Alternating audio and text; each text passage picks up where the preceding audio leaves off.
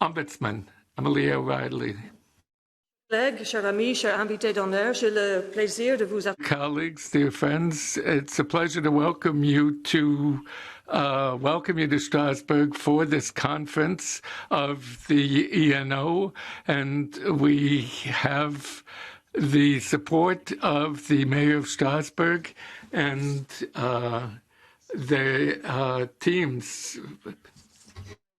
To pay tribute to the memory of one of our former colleagues, Alex Brennickmeijer, who very sadly passed away earlier this month. Alex had been serving as the Dutch member of the European Court of Auditors, and prior to that he had served with distinction as the Ombudsman of the Netherlands. Alex and I both served as National Ombudsman at the same time, and I was always impressed by his clear-sightedness, his humanity, and indeed by his sense of humour.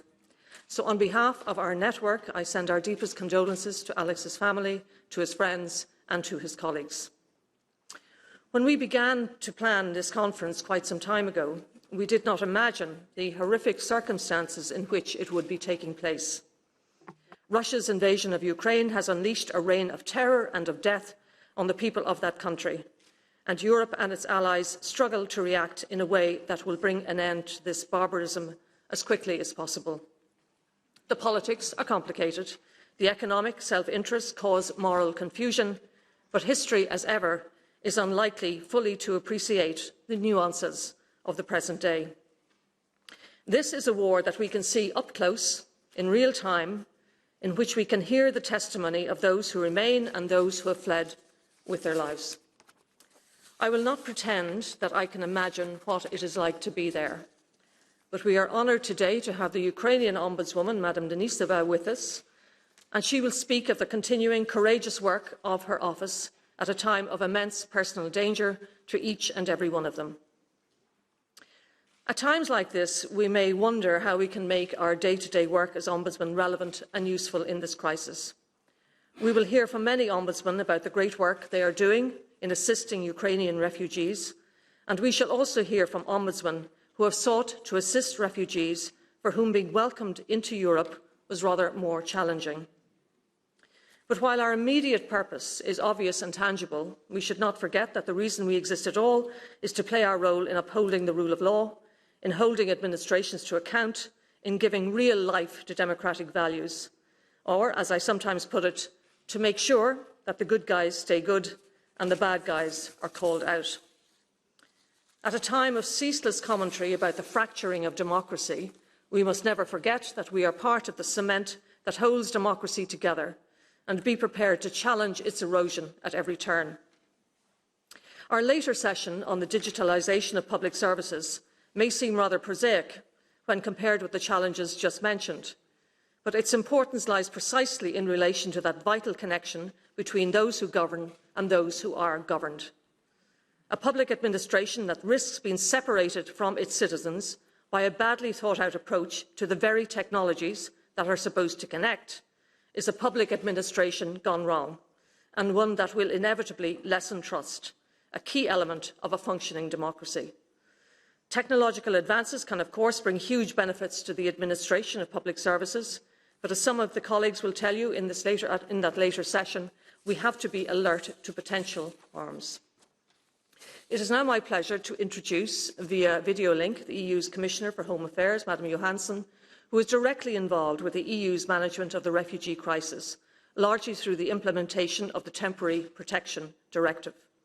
This directive actually dates from 2001, but this is the first refugee crisis for which it has been triggered, following unanimous support to do so by the Member States. The Commissioner continues to call attention to every element of the fallout of the war, from the systematic rape of women, to human trafficking, to the separation of children from their families, and to all the myriad horrors that this war has unleashed on the population of Ukraine. Madam Johansson recently stated that we must be coordinated horizontally between Member States and vertically, so that national, regional and local levels work together effectively. She also said, in relation to what protection means for refugees once they have arrived in a Member State, it means money for food, a roof over their head, medical visits, education for their children, and getting them a job that allows them scope to rebuild. It also means being safe from exploitation or even bodily harm while they are at their most vulnerable. All of this requires systems that work under pressure, that are joined up at each administrative level, and that are transparent for the user and the administrator. She is therefore perfectly placed to let this network of ombudsmen know how best we can support and monitor the efforts being made by the EU to give shelter and protection to all of those forced to leave their homes and their families in Ukraine. Thank you, Commissioner Johansson, for opening our conference today, and the floor is yours. Thank you very much. Good afternoon, everybody, and dear Emily O'Reilly, thank you very much for the invitation and for your nice words. I will speak on the situation in Ukraine, especially on the refugees that have arrived in Europe. But let me, as I'm a Swedish, as you know, so let me also say that ombudsman is actually one of the very, very few Swedish words that have made it into English and other languages. And it's a Swedish word that means representative, and you probably know that. Sometimes you can also use the word ombudswoman, but otherwise ombudsman is a gender-neutral word. And this has now become an EU acquis, actually, so this is really important, the work you are doing. And as you said, the importance of ombudsmen is now that all new EU member states must establish an office of the ombudsman. And I think you put it rightly there, Emily, to make sure the good guys stay good and that the bad ones stay out. I think that was also a good description. Vulnerable people need the protection the most and need the help to exercise their rights, as you also mentioned in the beginning. And especially now, people that have fled from Ukraine are in this position. I'm very proud in these days to be European when I see how much European citizens are doing. They are opening their homes. They are welcoming foreign refugees to use beds in their homes. They are acting as volunteers. They are giving toys to children, dogs, food to dogs, and a lot of other things. I think it's really impressive how citizens, volunteers, local and regional authorities, national authorities are acting right now. I also think that how we have been acting like the European Union, I think we have been acting very quick, very united, very strong and firm, and very brave. And that had made a surprise for Putin, but I think sometimes also a surprise for ourselves that we managed to do so much, so quickly, so strongly. And that has been necessary to do so. On the Temporary Protection Directive, as you mentioned, Emily, that's been in place in 2001, and it's never ever been used.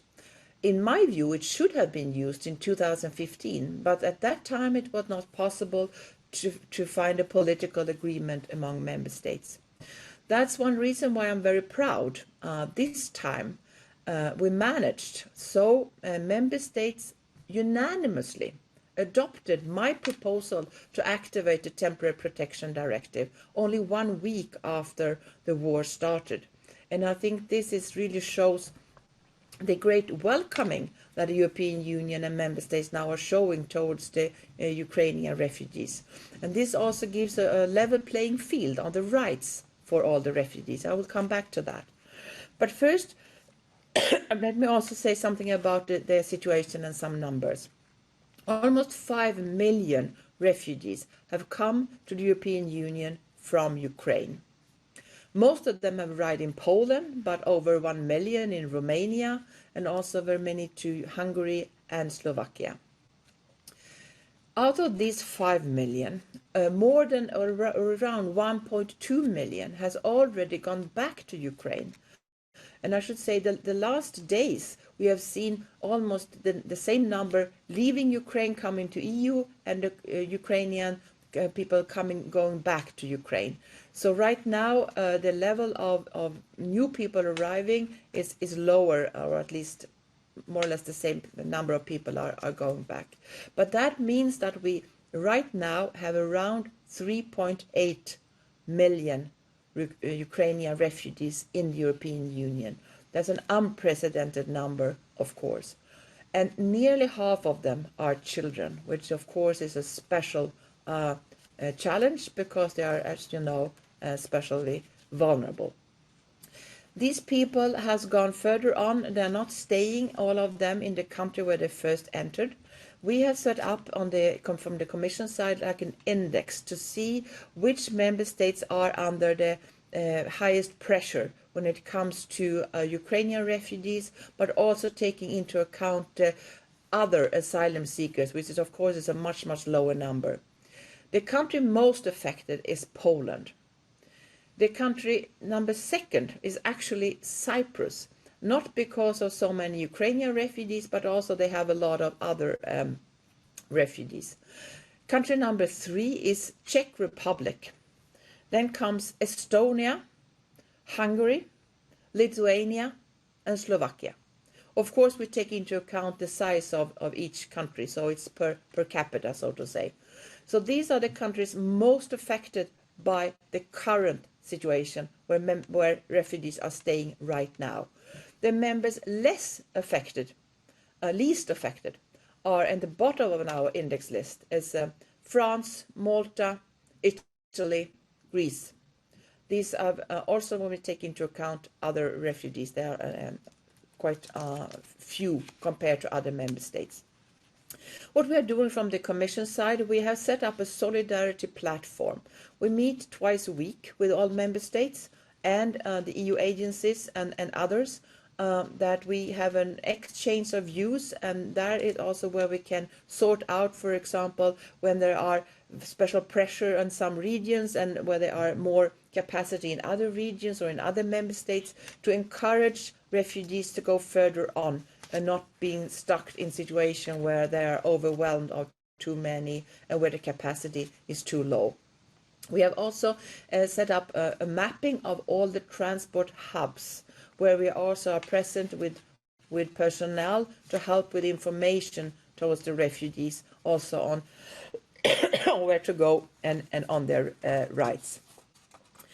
The rights they have, according to the Temporary Protection Directive, are quite. I will come to that. We have today 2.4 million refugees that have been registered for the temporary protection right now, and we need to continue registration. This is one of the highest priority: registration, and we are also working on setting up an EU platform so that member states can check whether this person is already registered in another member state, so we would not have a double registration for those that are benefiting from the Temporary Protection Directive.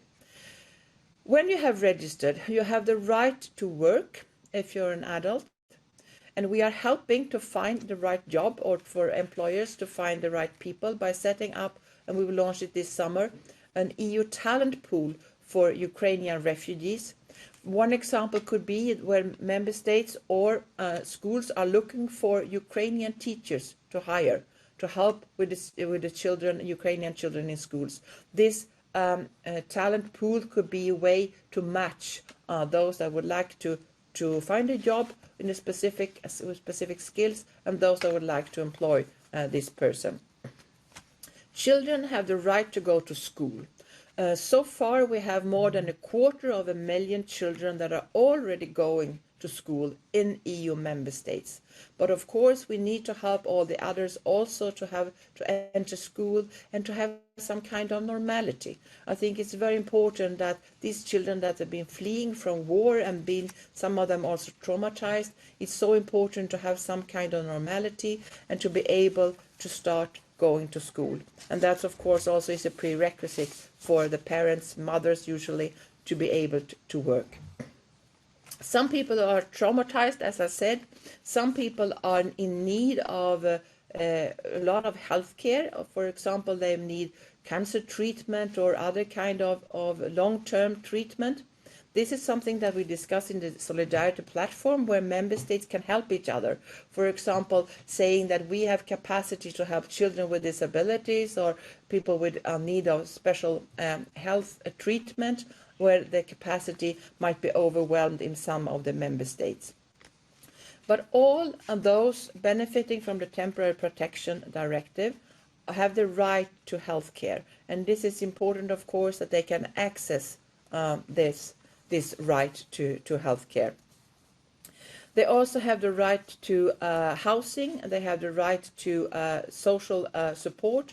And these are things where I think you have an important role to play to make sure that these rights, that these 2.4 million, and hopefully soon everybody's been registered, the 3.8 million, so that they can actually come live, these rights that they have.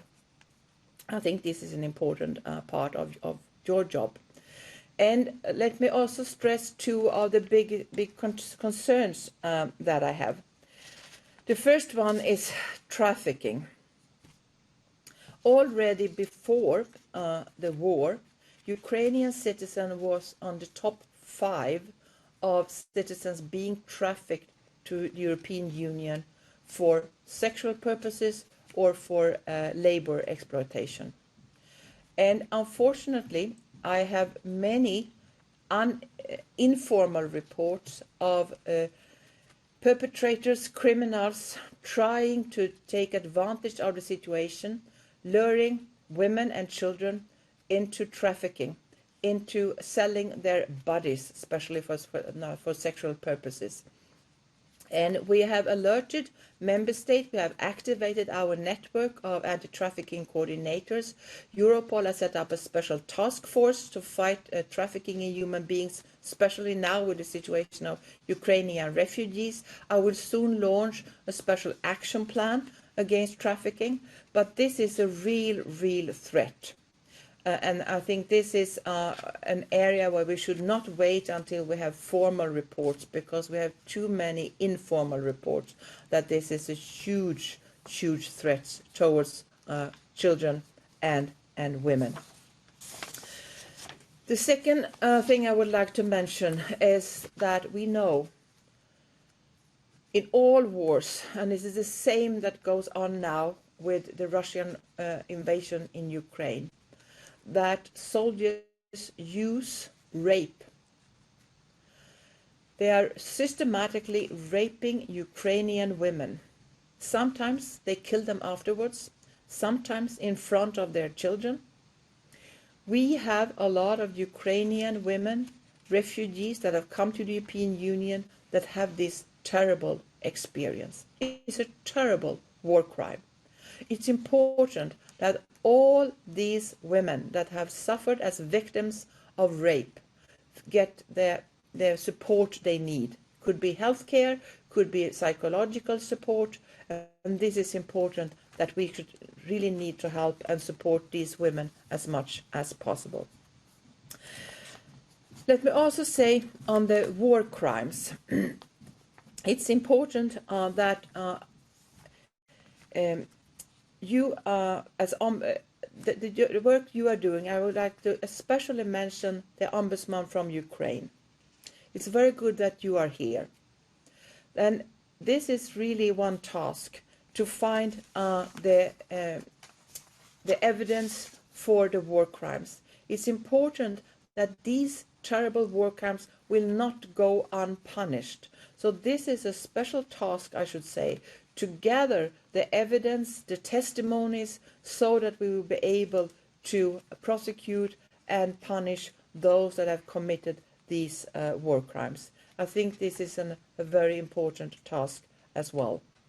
So we are living in extremely difficult times. We are experiencing a war in Europe, in our neighborhood. I think so far we have acted stronger, braver, with more solidarity than actually I think anybody expected. I'm very proud of how the European Union and the European citizen have acted so far. But the challenges goes on, and now we need to focus on the rights for the refugees, on the protection of the refugees, and the collection of the evidence for the war crimes. So I would like you to ask you for your support on all this, all the important work you are already doing, and also to help to give the right protection and to make the rights come alive for the Ukrainian refugees. Thank you very much.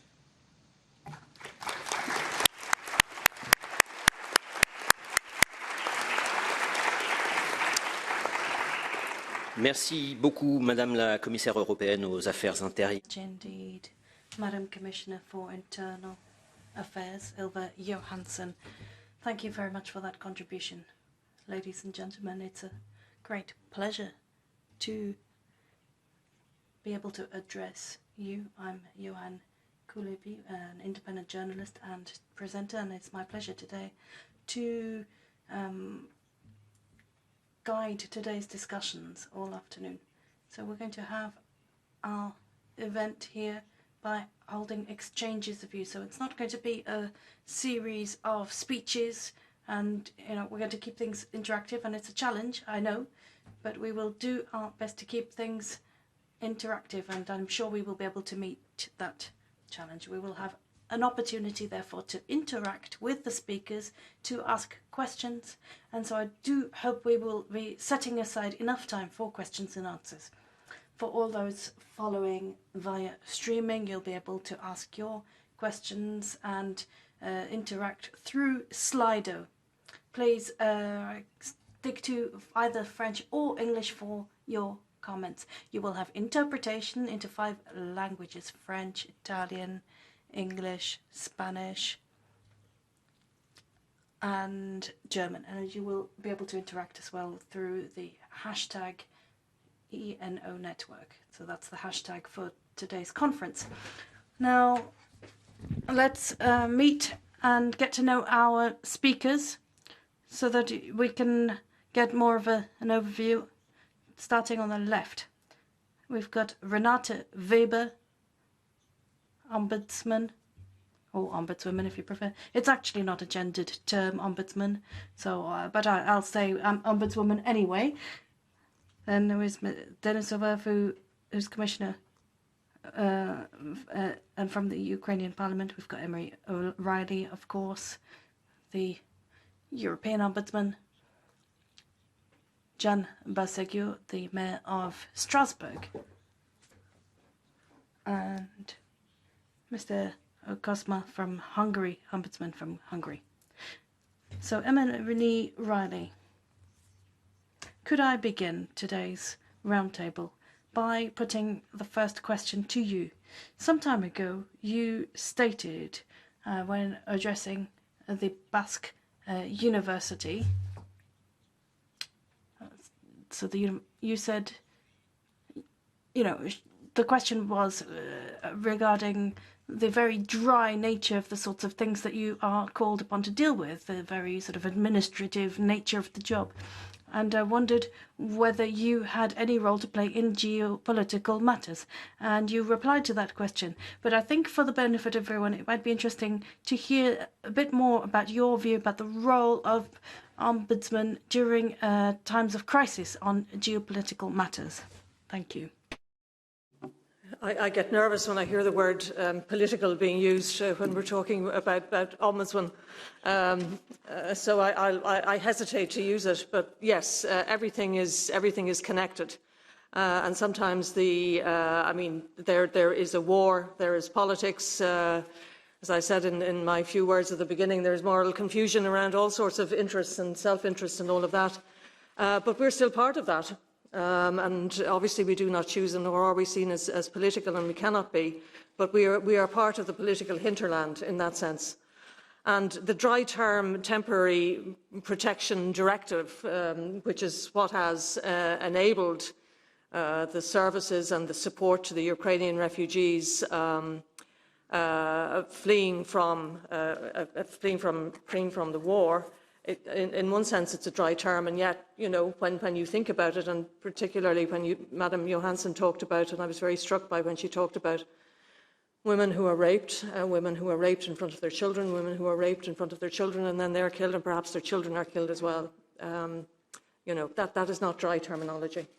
And she mentioned a very important support, and which is the support to be given for trauma. And none of us, I think, can imagine, apart from our Ukrainian colleagues here, what it can be like. It is unimaginable to us. So our role there is to enable, to give life to the rights that are being given to Ukrainian people under this Temporary Protection Directive. And she listed lots of them: housing, schooling, education.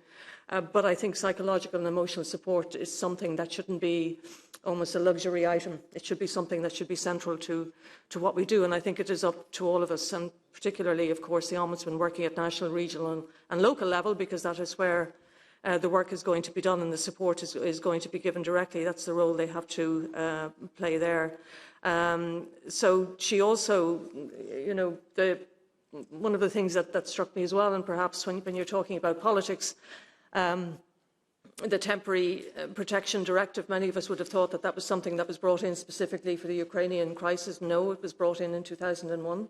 And Madam Johansson herself said that she would have liked it to have been invoked in 2015. Politics got in the way. So I think what we need to do is concentrate on our own work. At the national level, regional, local level, I think it's obvious what has to be done. It is the bread and butter work of Ombudsmen to help people, and this time Ukrainian people, to access the services that they are entitled to. And from the European level, if there are queries in relation to the EU legalities around that, in relation to how the Temporary Protection Directive should be given life to, then of course we can assist. At another point, if there are systemic difficulties found with the working of the directive, or if some of the agencies that are involved in this work at European level are deemed not to be doing their job properly, then of course it is possible that a complaint could come to us, and we will deal with it. But at the moment we will answer queries and we will support the work. But at the moment the great bulk of work is being done by the people in this room on the ground. Merci beaucoup, Emily O'Reilly. Je me tourne. Thank you very much indeed, Emily O'Reilly. I now turn to you, Mr. Denisova. Thank you for being here. Obviously, we have hundreds or millions of questions we'd like to ask you. We've all been shocked, speechless, as we've seen the terror unfolding and seeing the events taking place there. So my first question to you, Ms. Denisova. Where do we stand now with regard to the Ukrainian refugee crisis? We've heard the figure of 6 million people having left the country, 11 million people displaced, and perhaps the figure we hear the least often, 1 million people who have been moved to Russia, who have moved to Russia. Шановні колеги, ви знаєте, сьогодні для мене... English colleagues, as you know, for me it's a great honor to be an Ukrainian today and to be an Ukrainian among all of yours.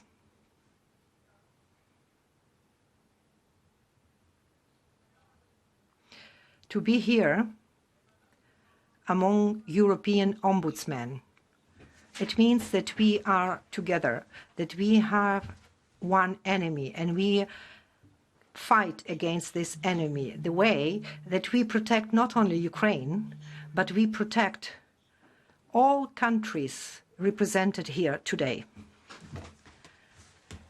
It is true, it's very important things that we are talking about things today, and I support the European Ombudsman, what she said. It's very important to document all those crimes, that the enemy and each and every culprit will be punished. And Ms. Oralia mentioned today what kind of assistance any person, any child can be given when in front of his or her eyes mother was raped. We all together, your countries are also at the front. Why?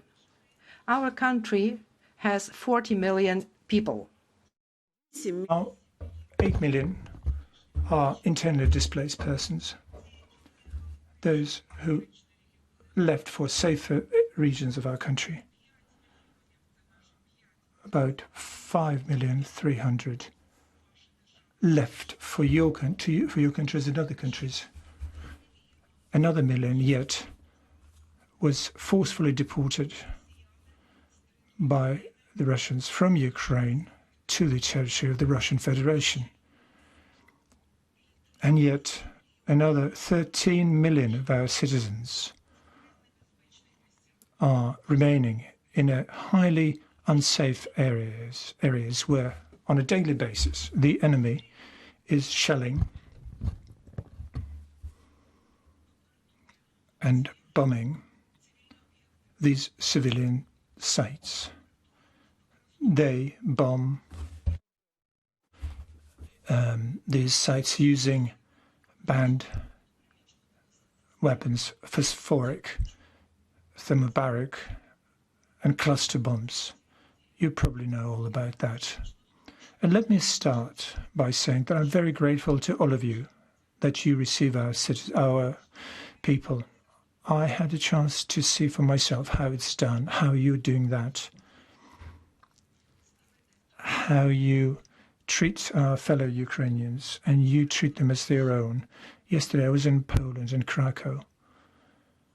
Poland has received most of our refugees. When Krakow was receiving 40,000 a day, they saw a huge number of people who were traumatized refugees, and you became basically like us. And I saw what was happening there. Everybody was well fed. Everybody was well taken care of. Everybody got access to health care. Nobody, no Ukrainian ever told me something went wrong. I didn't get something, or something that was done poorly. I was treated poorly or something. 75% of our refugees who are in Poland, they actually share the premises, share homes with similar people like them, Polish citizens. But what we are facing here is to have our citizens come back home. Now they're getting back. And therefore, working together with us, and you and us could start thinking about how we can bring these people back home, our people back home, so we would have where to bring them home to and what to bring them home to. And I'm very grateful to the European Union that programs have been developed to do that. And I'm grateful to all of you and the countries that are present here that are building mobile homes, that they would not, that our people going back home would not live in bombed out spaces, but rather in these mobile homes. And then we'll wait until the time when we will rebuild our country, because we're defending not only ourselves, but the rest of Europe. And I'm very grateful to you for everything you're doing to protect the state of Ukraine. I mean, supplying arms and weapons and humanitarian aid. As far as protecting our citizens concerned from becoming victims of human trafficking and smuggling, that's a big issue as well. But I believe we have a lot of examples when these citizens when citizens of other countries that want to actually exploit our women and girls, many of them have been captured and punished. And I'm very grateful to law enforcement agencies for doing exactly that. And I'm grateful that there are many information points at railway stations where people come and they get all the relevant information. As far as many people that were deported by Russians by force from Ukraine, this is a real evil and real problem. From 1 million, there are thousands and thousands of children with parents, but also there are orphans who were taken out of Ukraine. 2,167 kids were taken out. We know everybody by name. We know everybody where they went to. We know who were those officials, Russian officials, who actually were participating in this process, who are complicit in this. And we know people in Moscow, the officials in Moscow, who were using a simplified procedure where they actually were forcefully using their legal tricks to make sure that Russian citizens can adopt Ukrainian kids against their will. So if we're not going to pressure them to getting kids back to Ukraine, then we would not be able to get them back at all. I mean, it's a genocide of the Ukrainian people. What they're doing, they're taking away their Ukrainian documents, issue the Russian passports, and then adopt them. I mean, this is what they're doing. They raped so many Ukrainian women, Ukrainian girls. Many of them actually came here to the EU and they're pregnant because of this rape. And they're trying to get rid of this. They tried to abort this pregnancy, but we're trying to help them because in some countries there is a ban on abortion. And we support and comply with your legislation. And we're accompanying them to other countries where they can have an abortion because they can't live with that because they've been raped violently. But what do you do with kids of 13, 15, 17-year-old kids? What do these girls who are 13, who are 15 or 17 years old, what are they to do with this pregnancy? Because it's it's counterindicated for them from the medical point of view to have an abortion. It's a crime. It's a war crime. Which is a genocide of Ukrainian people, to force these girls into the situation where they either won't be able to or wouldn't want to give birth. I'm very grateful to our Estonian colleagues with whom we have managed to work a huge effort with them and also Russian volunteers who help Ukrainians to leave Russia for Estonia, buying tickets. But these are just separate cases. That's why I was emphasizing at the conference in Henry that we'll have to have a working group of European ombudsmen so we could develop a working mechanism that would bring our people back, and we'll have to bring these people back. I have a serious doubt about the International Red Cross organization. Really, I have reservations about their work. You know, can you imagine? Only on the 52nd day of Mariupol's defense, they somehow decided they are kind of prepared to put together a humanitarian corridor. All the while, for 50 days, they didn't do anything while kids and women and civilians were bombarded in Mariupol. And therefore, I appeal to the International Red Cross not to be as they were before, because you fund them and they have to do their job diligently. If we work together, then we will win. Our victory will be ours. We will win and we will destroy this Russian enemy. Glory to Ukraine.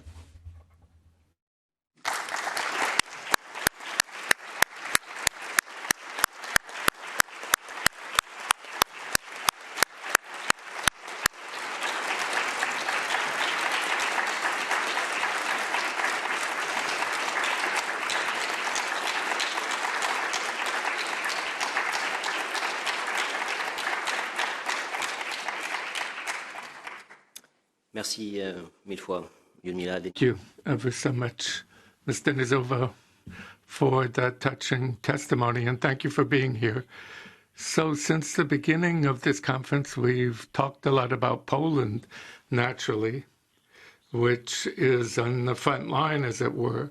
And as we heard, that 75% of refugees from Ukraine are there, as the commissioner explained. So, unfortunately, the deputy ombudsman from Poland cannot be present. But Anna Manchinska, can you hear me? Are you connected? Hello. Bonjour, merci. Merci beaucoup d'être. Oh, thank you ever so much for being with us. Can you hear me? Can I speak now? Bien sûr, bien sûr. Est-ce que vous nous entendez? Yes, naturally. You hear us? I'd like to put Ms. Mashinska, first question to you.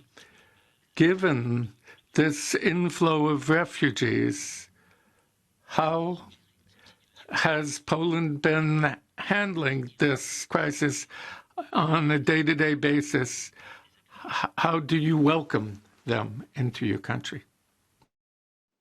Thank you very much for the opportunity to share our experience with you. In fact, you have a very broad statistical picture of the situation. And now, Poland, in Poland we have almost 3 million refugees from Ukraine, including 700,000 children. It was from the very beginning, the Ombudsman has been present at the border. I remember my first visit, let's say, at the border on 25th of February. It was absolutely a shocking experience to see this traumatized women, old people. And, it was such a pressure on different structure of our state, and after a short time, all procedures, the authorities could organize properly all procedures, and of course to prepare a legal framework.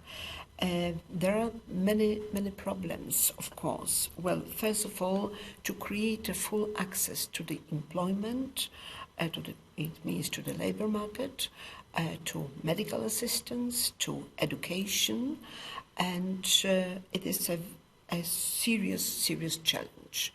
So we should talk about some problems which we could identify as the team of Ombudsman Office.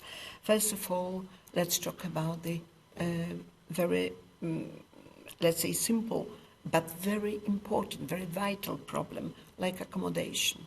Well, due to extremely important and well-organized efforts of volunteers, just Polish citizens, we managed to offer the accommodation for the most Ukrainian families. Then there is a problem with the education. If we take an example of 700,000 children, among them only 160,000 are in the Polish schools. The rest decided to perform school obligation or school duties via internet. So education is the biggest, at the moment, is the biggest challenge, because first of all, we should prepare a special classes with the Polish language, which is extremely important. Access to medical assistance. There is a problem, but step by step, very slowly, the authorities could, let's say, solve this issue. But there is a lack of psychologists. Psychologists with the Ukrainian language are extremely important. These people, they need desperately, they need psychological support. Then we are talking about long-term, let's say, adaptation in Poland. Long-term, it means there is a pressure on big cities. Most families decided to stay in big cities. And big cities, for instance, in Warsaw, we at the moment we have in Warsaw 300,000 Ukrainians, and of course this is a lack of accommodation, and the infrastructure is very limited. But I must say that the local authorities are doing a fantastic job together with the volunteers to help Ukrainian people. The Commissioner has a very broad mandate, so we are allowed to be everywhere in the reception places, and we try to intervene in individual cases.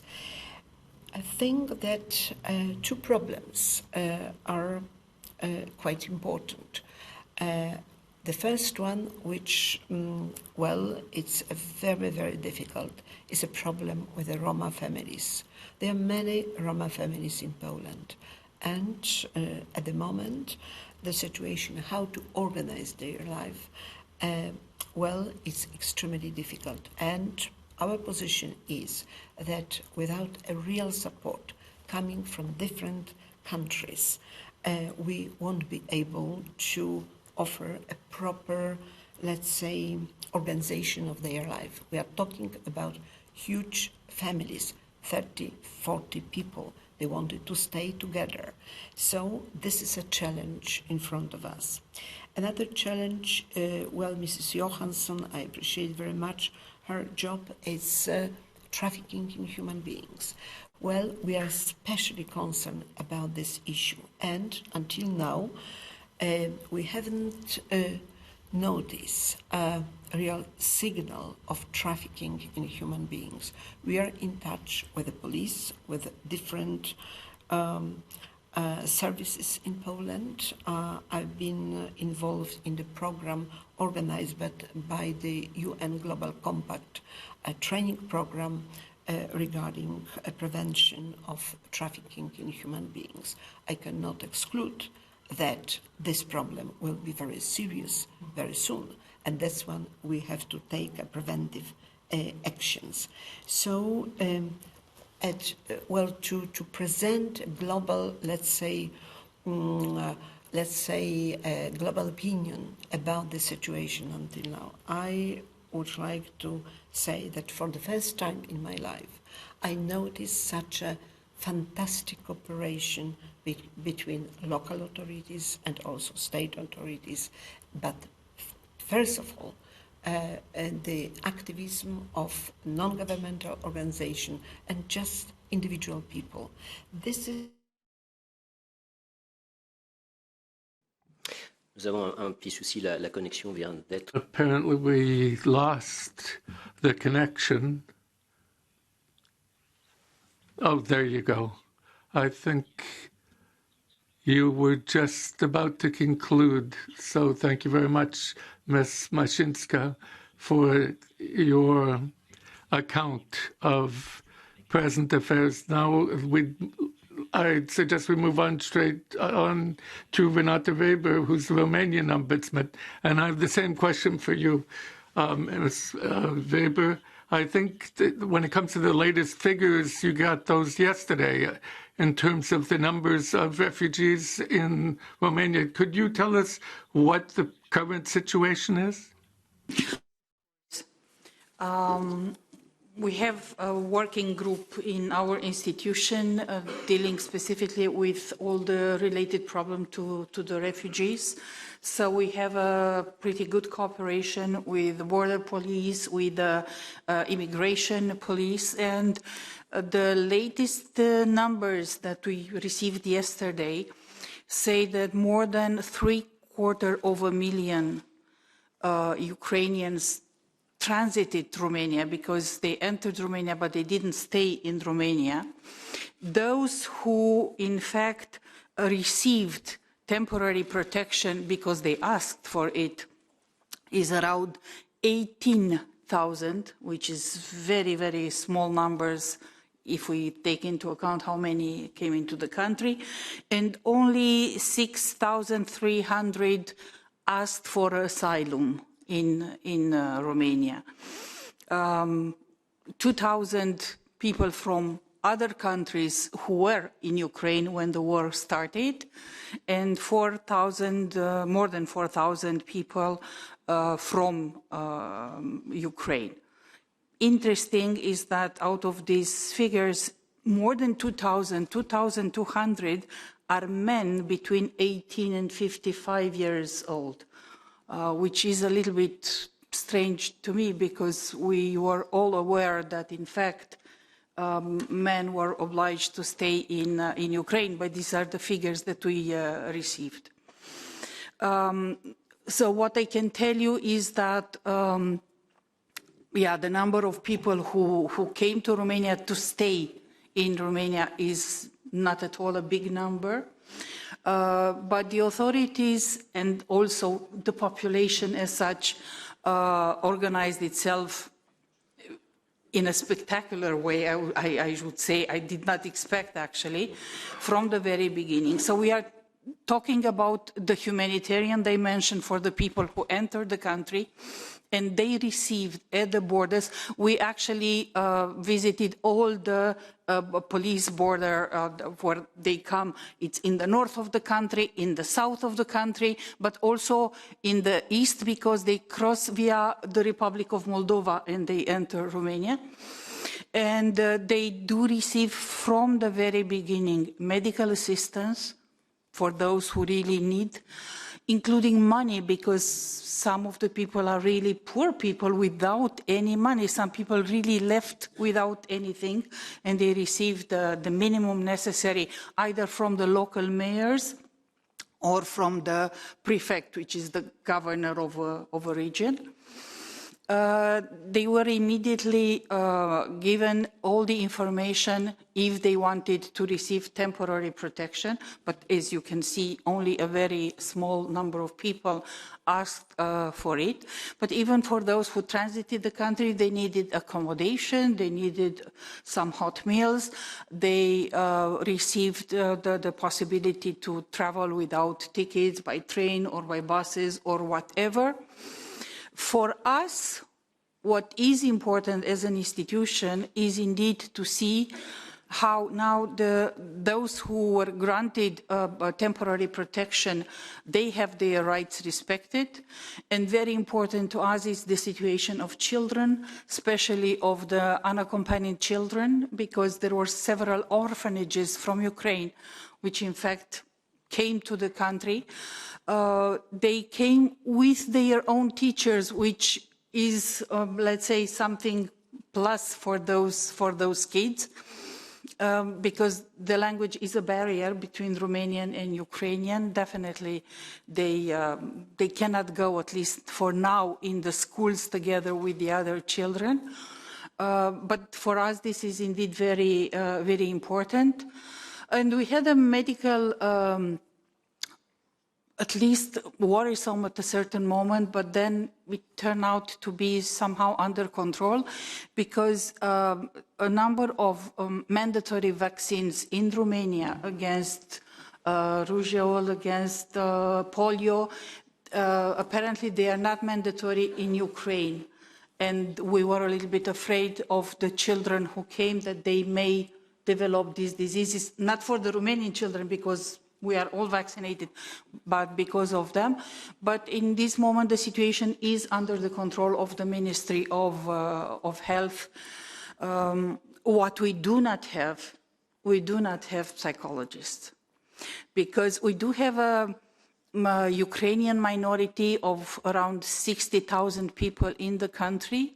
And they helped very much also with schooling and also, but psychologists, unfortunately, no. And for a psychologist, specifically for a child, you need somebody to speak the language. So if you want to continue with... Merci beaucoup, Renate Weber. Thank you very much, Renate Weber.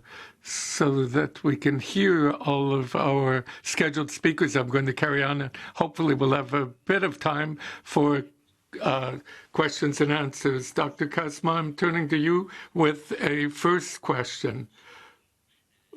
What's up in terms of the incoming refugees in Hungary? 600,000 was mentioned a few weeks back. 600,000 refugees at present.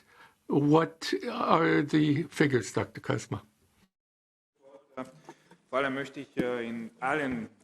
Let me, on behalf of all of us, say thank you very much to Ludmila. For us, it's a great honor that she's here with us to me and to see that she's doing that great job. And we're quite proud to have her here. And thanks ever so much, Ludmila. Yes, the figures have risen beyond 600,000. They have come to Hungary. At present, it's over 700,000, and the people, the population is 8.8 million, so we're pretty much reaching 10% of our population's equivalent is the number of refugees. While I have the floor, I would just like to comment briefly on what we're doing on the border to Ukraine. After the 24th of February, once there was the attack by Russia on Ukraine, and that had an incredible impact on the people there, and this ongoing war is something of a trauma and shocking for all of us, people of goodwill throughout Europe and the world. But we have to go on standing up to defend people's rights. And also as individuals and as communities, we have to show active solidarity so that when it comes to the victims of the war, all those who are fleeing get the assistance they need. And on the 28th of February, so 4 days after the attack on the Ukraine by Russia, I decided together with the people in my team to personally provide assistance to refugees. Alongside the Hungarian-Ukrainian border, we set up 5 shelters where refugees would get assistance from government and non-government agencies and organizations. So to achieve our aims, our national ombudsman and the representative of the UN, and on the 3rd of March in Zaron, that's the main crossover point from Ukraine in the airport, and then the second biggest bridge line at that border crossing, and then on the 29th of March in the Bok Sport Hall, that's the main shelter in the capital, Budapest. And of course, our aim was to provide direct support. So my staff has been supporting the victims in processing their cases.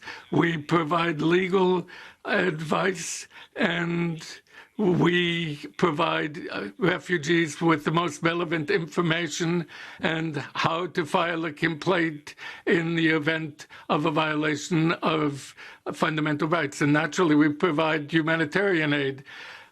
Concurrently, on our website, we have a platform where, over and beyond our community page, we have updated information as regards asylum rights for war refugees in several languages, including English and Ukrainian.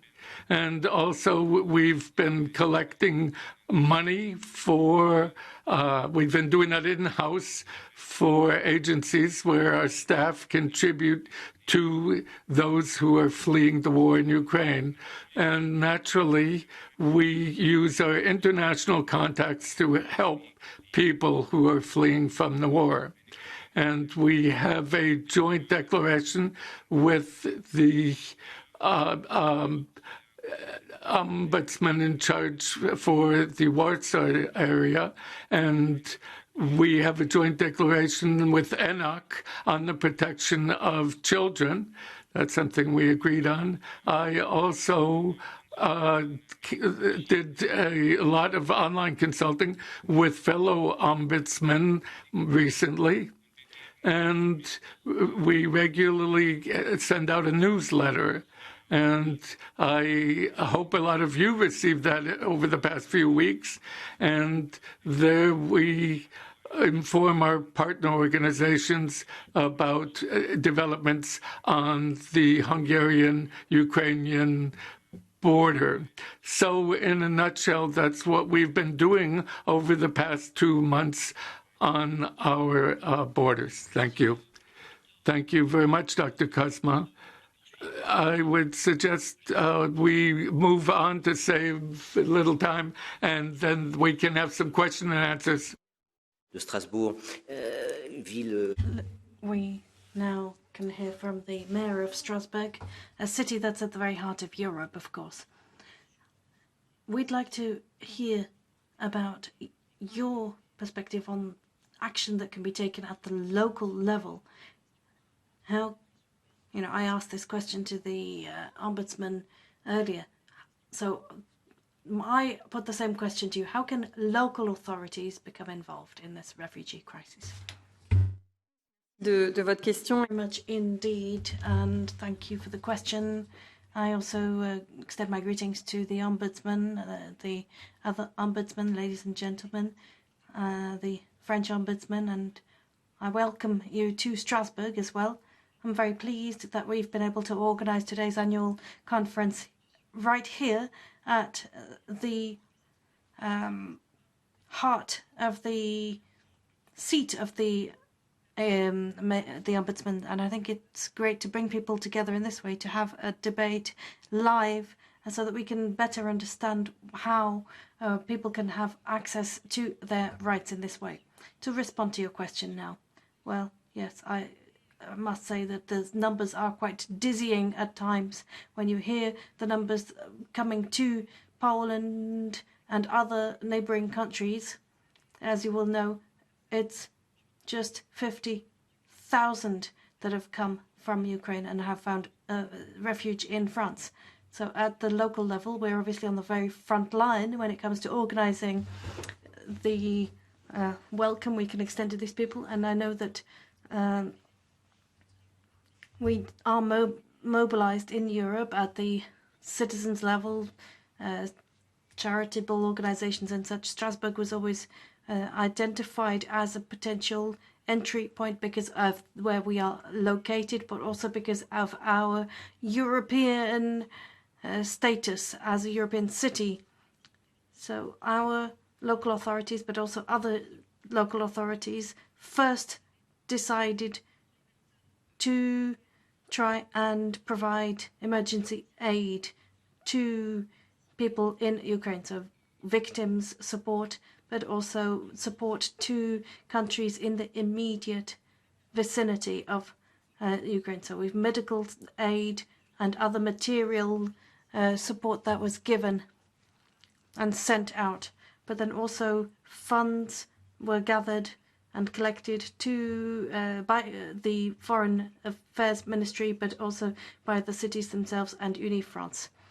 So to give you the example of France, 50,000 euro were collected across both funds to try and reach people in Ukraine and help them also in the neighbouring countries. Then in situ support that we've been able to organise in the city itself. Well, first of all, a reception centre was organised together with the state authorities as well as NGOs and charities to try and help people, guide people, welcome them as they arrive from Ukraine. At the start, it was sort of a big hall that was made available. We saw several hundred people coming in at the start on a daily basis. Now the numbers have gone down significantly. We're seeing that. We've got about 40 arrivals per day at the moment since April. So we've got about 3,000 that have gone through this centre. It's very important to be able to register people. We have a very little idea of where people who have come in on their own, not in an organised transport, people who have made their own journeys over And it's important, therefore, to identify these people, to support them and give them guidance as well as emergency temporary housing, medical and psychological support, which has been mentioned by several speakers already. And many people come with severe post-traumatic shock. Others have experienced other health troubles and ailments. We have pregnant women, women with young children, elderly people, people suffering from chronic diseases and other situations that require support. So this is where we have a role to play as local authorities. So in the sort of longer term period after the immediate emergency, so we need to provide sort of lasting support, permanent housing solutions. It's not easy always when council housing often is already under pressure, but we do what we can. We try to also guide people to neighbouring local authorities when this is makes sense. We try to provide language learning opportunities, but also leisure and other integration activities such as sporting activities.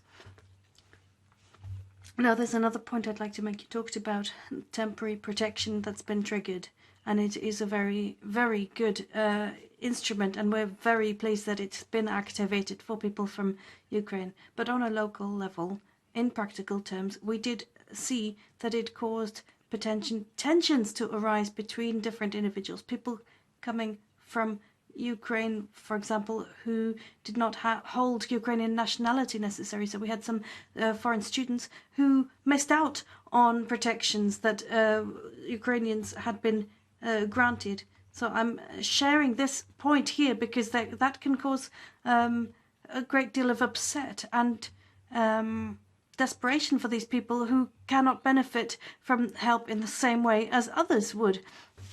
And then also the hospital care that needs to be given to these people unconditionally.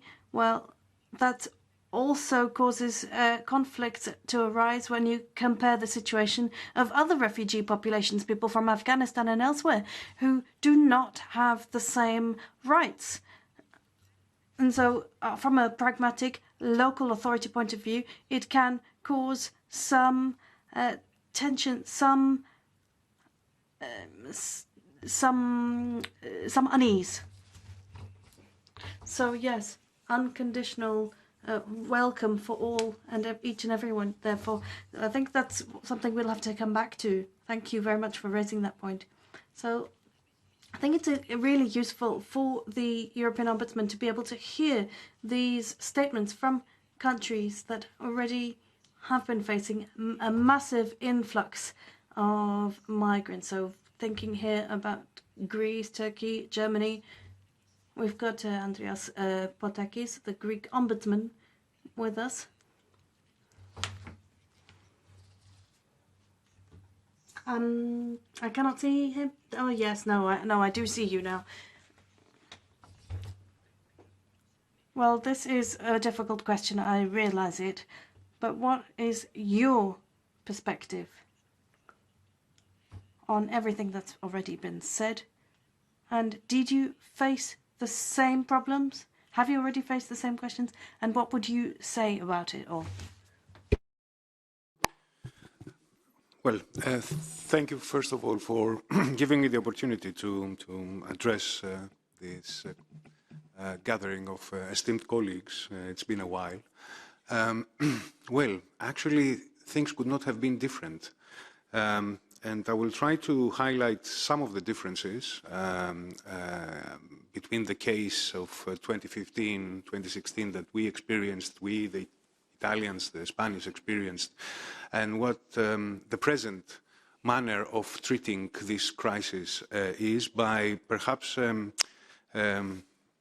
trying to highlight some of, for lack of better words, some paradoxes. And the first clear, some are underlying paradoxes and some are quite evident. The first, I think, which is quite evident, is what Commissioner Johansson already insinuated, although she was not very clear about it, that the countries that are to a certain extent benefiting from the activation of the Temporary Protection Directive were the countries that blocked the application of the Temporary Protection Directive in the previous instances that the directive should have been activated, and she was very sort of brave and honest to admit it. The second paradox I would argue is that I heard with great interest the presentation of my esteemed colleague Ludmila Denisova. The second paradox is that, as she mentioned, there are more than 5 million Ukrainian nationals presently that have fled Ukraine. Those of us among all the colleagues here, especially the national ombudsman who have been dealing with asylum procedures and removal and return procedures, are aware that before this present war, Ukrainian citizens were among the top 2 nationalities to be removed from EU member states and returned to Ukraine forcibly. The third paradox I would like to highlight, which relates to the application of the Temporary Protection Directive, and perhaps what has already been identified as one of its most troubling or potentially dangerous aspects. But again, there is an underlying paradox, trafficking. I note that Commissioner Johansson gave us some figures as to the number of Ukrainian nationals staying. I noted the use of the word staying in various EU member states. I take it that she meant the Ukrainian nationals that have entered EU member states, because under the present manner of application, of activation of the Temporary Protection Directive, Ukrainian nationals are benefiting from the fact that they are not restrained in the country that they are entering. They are moving freely within the European Union. It is point 15 of the preamble of the Temporary Protection Directive and the fact that Article 11 of the said directive has not been activated. And this is very important. Having said that, it is also one of the points that might lead to an increased threat of trafficking networks, of smuggling networks operating more freely within the European Union. The second being that because of the Temporary Protection Directive, registration and screening procedures under the normal or regular, one would argue, reception legislative framework of the European Union are not as thorough, which means again that this allows, or may allow potentially, for trafficking networks to take advantage of such points. In closing, the Temporary Protection Directive, I also agree, is a very useful instrument, has been a very useful instrument, and has proven actually now to be a very useful instrument. It has allowed the European Union for the first time to take ownership of this crisis management, which it had not done in the past. I remind all of you that in the past crises, the European Union was addressing these issues by ad hoc arrangements. I remind you the joint statement with Turkey. I remind you the pilot relocation program that lasted for a very short period of time and only had to do with Greece and Italy. So it's the first time that a concerted, collective effort is taken by the European Union to address the problem. And I would like to finish, to conclude, by urging all my fellow ombudsmen and urging Emily as well, to do everything within our powers to have this Temporary Protection Directive protected by any sense of political sort of effect. Emily mentioned it in her presentation, in her address, that there is this threat. It has proven in actual fact that there is this threat of activating or not activating the directive, not on the basis of our core values, shared values, but on the basis of certain political sort of calculations, calibrations, etc. So I think what we should be doing from now on is to focus and exercise all our pressure to the European Union and to our member states to reconsider all this vagueness within the Temporary Protection Directive so that it can be activated as automatically as possible, because it's the only instrument within the European Union that we have at present to address crisis. Thank you. Merci beaucoup, Andreas Potakis. Merci pour votre témoignage. Je me tourne à présent vers... Much indeed, Matakis, for this statement. We have our representative from Baden-Wurttemberg, who has been, it's a region in Germany that's been welcoming very large numbers of refugees since 2005. Mr. Bolan, would you like to tell us your perspective? Give us perhaps some advice for other ombudsmen or cautious points that people need to be careful about?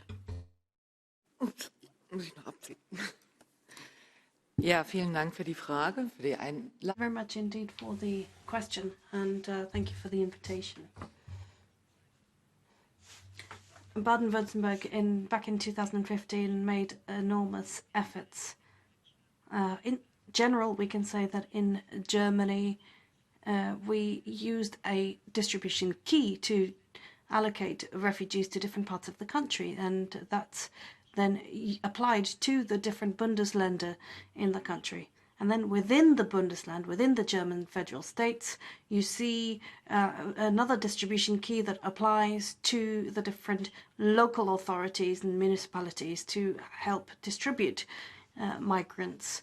And that was the case in Baden-Württemberg as well when people arrived in 2015. Now, one thing that I think we need to pay attention to is there was a special Yazidi welcoming program. So that was a specific program for people, for Yazidis. And back then, it became clear very quickly that psychological support would have to be provided. So I wish to speak a little bit about that. And I think it ties in with what Ms. Denisova was saying about the young women and girls who are suffering violence, sexual violence at these present moments. Now, unlike then, we are fortunate now that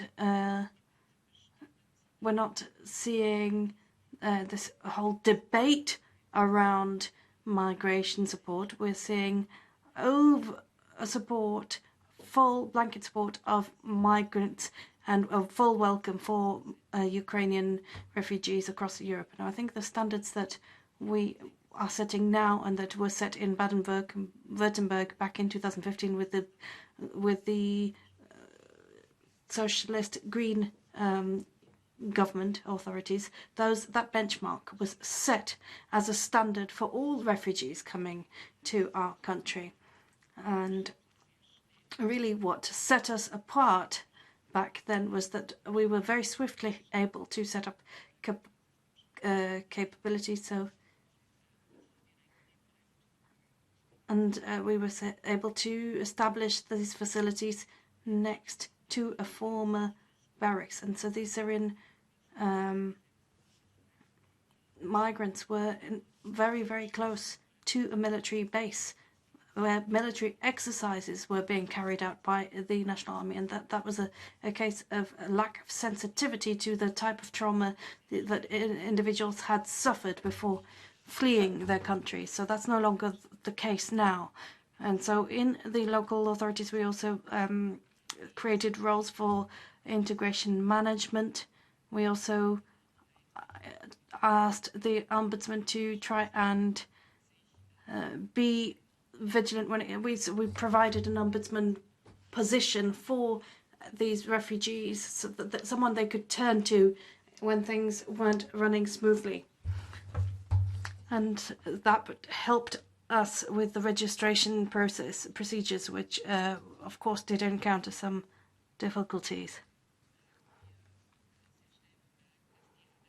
We also realized very quickly that mutual recognition of foreign qualifications was something that had to be done very quickly. We had many people coming from Syria who were highly skilled, highly qualified surgeons and so on, who needed to be able to work. So I think what we're doing now in 2022 in the EU for Ukrainians, thank God, is something that should become a benchmark for refugees. Thank you. Merci beaucoup, Beate. Thank you very much, Ms. Bolan. We have a few minutes left. I'd like to take a first question that we've reached via Slido to Ms. Denisova. At present, are you in a position to have a view of or any info about the Ukrainians who were forcibly deported to Russia? I don't know if you're in a position to keep track of those forcibly displaced persons. Question via Slido.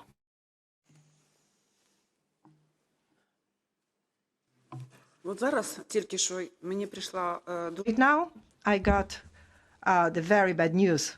We tried during practically a month to do everything possible to evacuate 58 children without parents from city of Kherson, which is occupied already for 2 months by the Russian Federation. These kids stayed all this time in the basement of the church, Golgotha.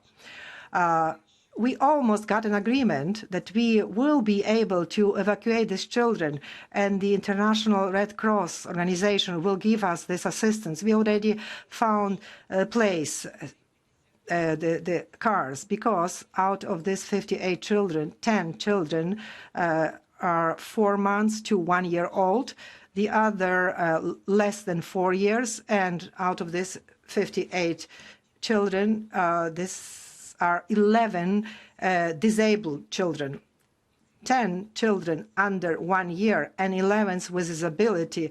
You have to practically take out on your hands. And right now, I got news that unfortunately it was stopped.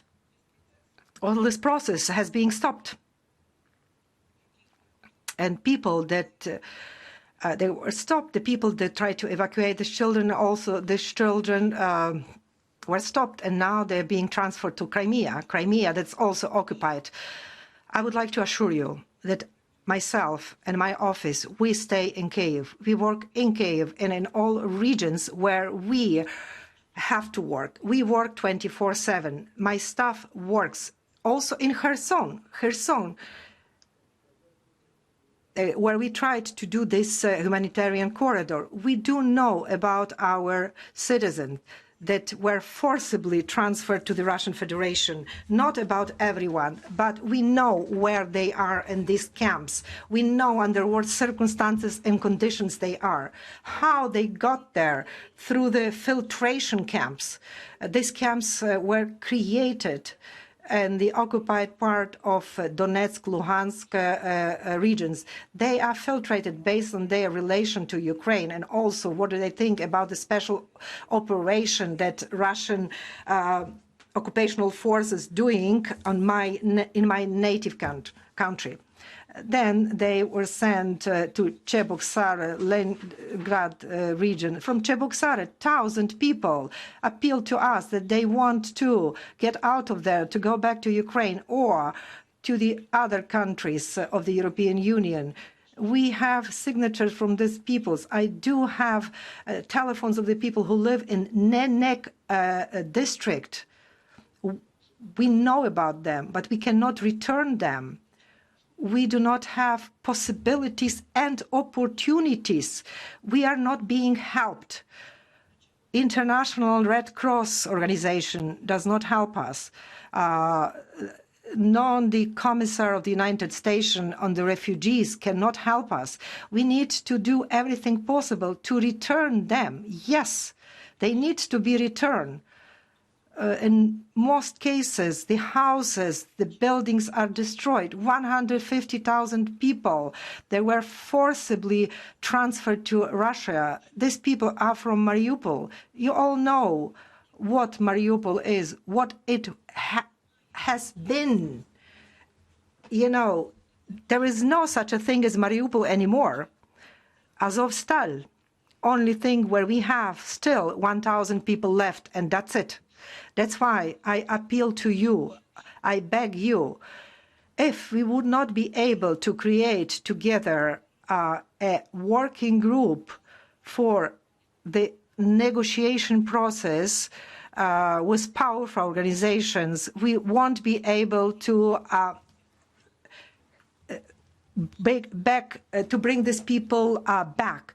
These people are now in the island of Sakhalin, Znakhodka, and Siberia. So please, let's work together. They work on some mechanism to have negotiation. Our colleague that working on human rights in the Russian Federation agreed to that. So let's agree that not only agreement is necessary to negotiate, but also we need a mechanism in place how to bring these people back home. Thank you very much. Emily O'Reilly, I think the time has come to conclude our first session. It's a session, I use the word touching, and a session where we really understand what you mean by enabling the good to be amid the good. And it's quite clear in what we've heard. Thank you. Well, I think this session has answered the question as to what Ombudsman can do in a time of crisis. I mean, we've heard the contributions from many of the colleagues, and I spoke to several of them as well before the session began, and it's clear that they're working very hard on the ground to activate and make real the rights they have been given under the Temporary Protection Directive. And I think I thank again Madam Denisova and our colleagues for coming here and making the difficult journey here and to give us that very raw first-hand account of what it's like. Though, as I say, unless we're actually there, none of us can imagine it. But in a way, this is a session of two halves, and I think the second half was very ably articulated by Ombudsman Patakis when he talked about, and he has had very long experience of dealing with refugees when the Temporary Protection Directive has not been put in place, which is not at all to take away from the wonderful work that everybody is doing and the fantastic groundswell of public support and political support for helping the people who have found themselves in this devastating situation. But I think, to use probably an overly used phrase, Europe needs to have a conversation with itself in relation to this, and our other colleague who talked about that, the treatment, how we treat and deal with our fellow human beings who are at the moment Ukrainian, the people we are talking about, should be the benchmark for our work going forward.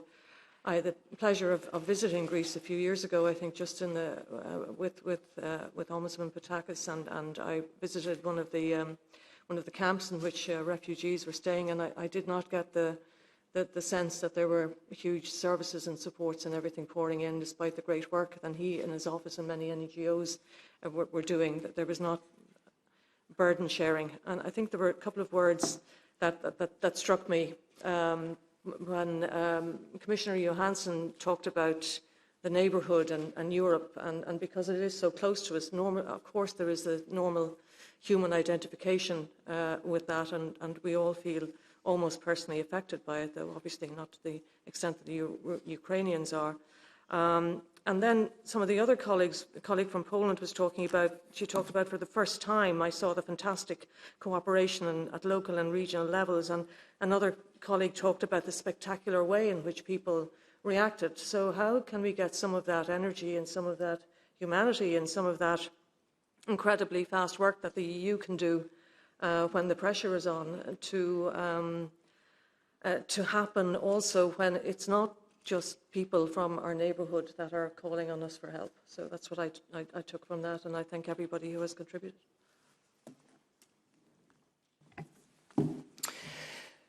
Mesdames, Messieurs, merci. Ladies and gentlemen, thank you much. Thank you very much ever so much for your testimony, for your commitment. So thank you all for being here.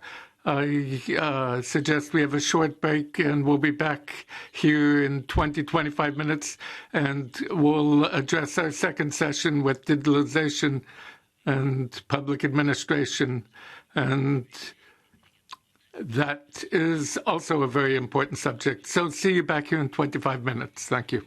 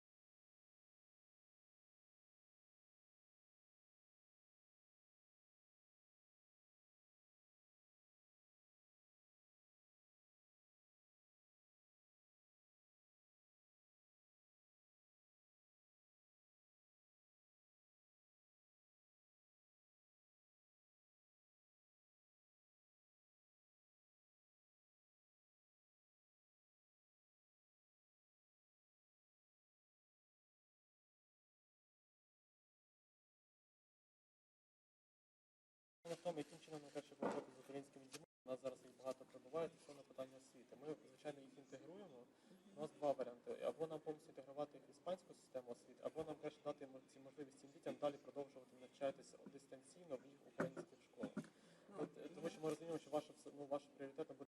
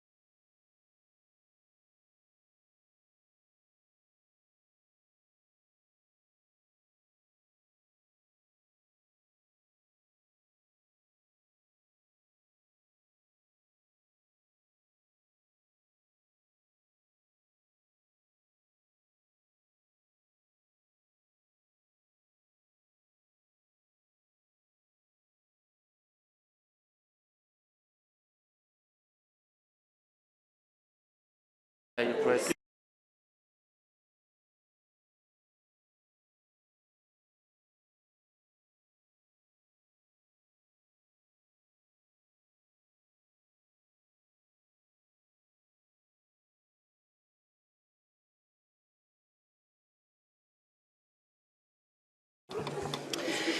Messieurs, je vous invite à vous asseoir. Ladies and gentlemen, please be seated so that we can resume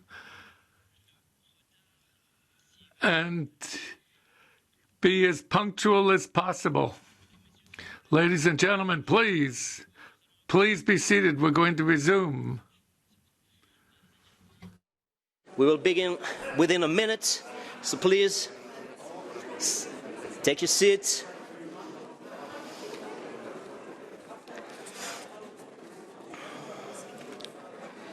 Bien. Oh, then.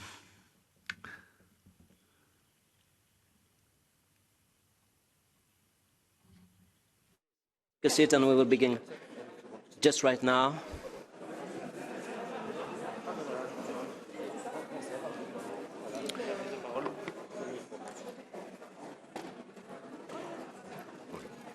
Bien, bonjour et bienvenue à tous. Good afternoon and welcome to those of you who are joining us for session number 2 of the conference of the ENO conference.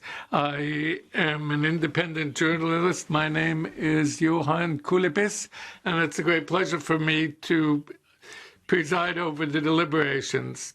So what we're going to be discussing is the digitalization of public services, the fact of going paperless, and it's a trend that's taking place in all countries of the EU, and recently developments have speeded up, as you may know, on account of the pandemic that we're going through. So digitalization, this going paperless on the part of public administrations, constitutes progress, means simplified procedures, it means speeding things up, but there's plenty of room for improvement. And that is why the ombudsmen are very vigilant, and when it comes to not being on the inside, and then there's transparency, security issues, and we do want to see to it that every individual can take full advantage of their citizenship. So before opening this officially, we're live and being web streamed, so welcome to those of you online. And via Slido, you can contribute. And we have interpretation into 5 languages: English, French, German, Italian, and Spanish. And don't hesitate to share this conference. Our hashtag is #ENO Network. So now I'm looking forward to giving the floor to the European Commissioner for Cohesion and Reforms, Ms. Elisa Ferreira, for the keynote speech. Okay. Alors, je ne cède pas la parole. So I will not be giving the European Commissioner the floor. I'm going to carry on and introduce our panel. We're going to have a roundtable discussion on the impact of the digitalization of public services in respect of citizens' rights. So I'm going to start on my left. We have Marine Boudot here. She's responsible for inclusive policies in the French Ministry for Transformation and Public Services. Next to her, Uli Madiz, who's the Estonian Ombudsman. To my right, Claire Hédon, the French Ombudsman, the defender of the rights in French, if you want a literal translation. And then we have the pleasure of welcoming Reiner van Zutphen, the Ombudsman from the Netherlands, and then Clara de Ville, who is a researcher in the field of sociology in the INRAE, French research organization in food, agriculture, and the environment.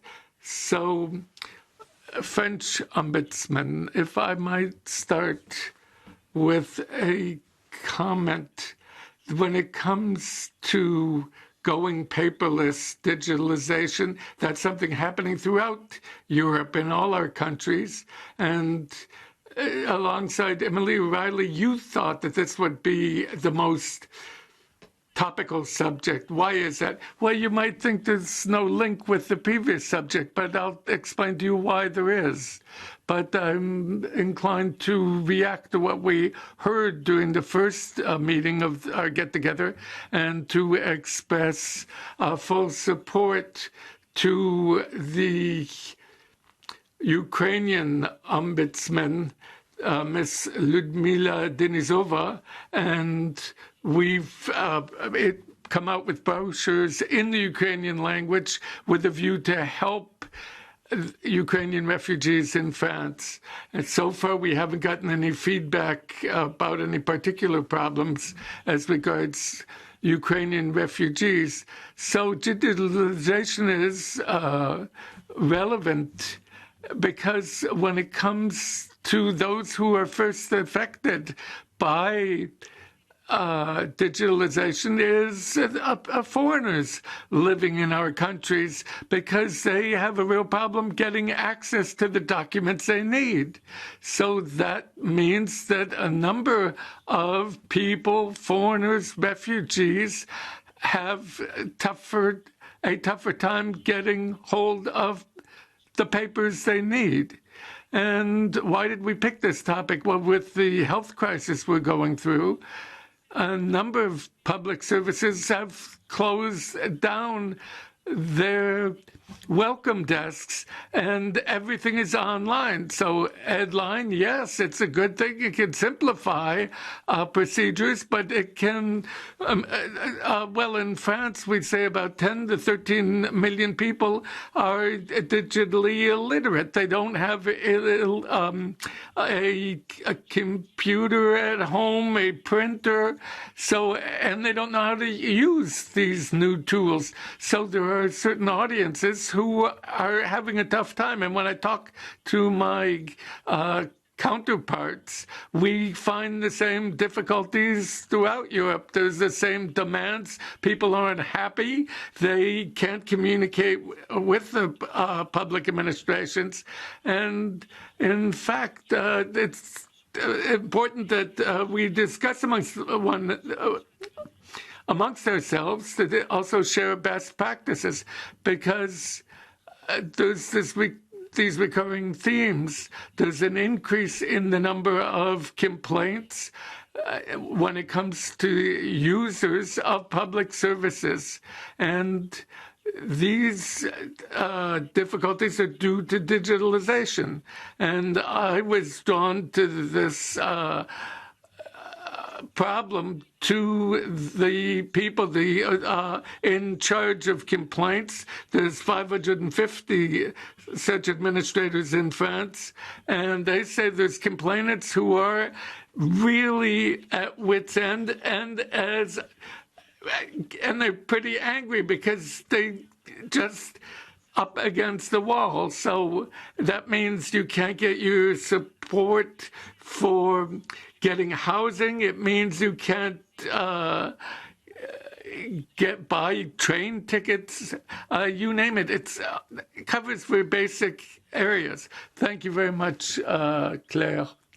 We're going to be going into all these issues, and also the new report that you've issued, which is 3 years after the previous one, and that covers the trends and digitalization and the concerns this gives rise to. I was chatting with the Italian ombudsman, and it was mentioned how hard it is for people, normal people, to get a hold of a driver's license or to register a vehicle. But apparently the technical problems have been solved, so we have the great pleasure of welcoming the European Commissioner for Cohesion and Reforms, Ms. Elisa Ferreira.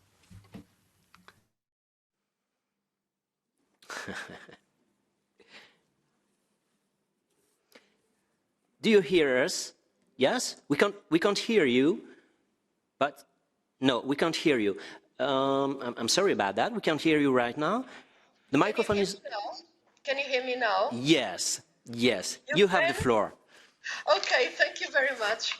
Well, thank you very much. And I mean, these problems of the digital world often place us in difficult situations. Dear Mrs. O'Reilly, dear Mrs. Hédon, dear Ombudsman and Ombudswomen, and dear colleagues. In fact, history has greatly accelerated in recent times. In some cases, such as with the pandemic, we were transported to the future with science fiction scenes of self-isolation, teleworking and homeschooling. In some other cases, such as the war in Ukraine, it seems a return to a brutal past of imperialistic ambitions accompanied by an equally fierce digital battle of narratives. Technological change and digitalisation play a critical role in this acceleration and in the transformation of our daily lives. As we also learned from history, technology is neither inherently good or bad. It depends on the use we make of it. This is also a challenge we have to face going forward as polity and community.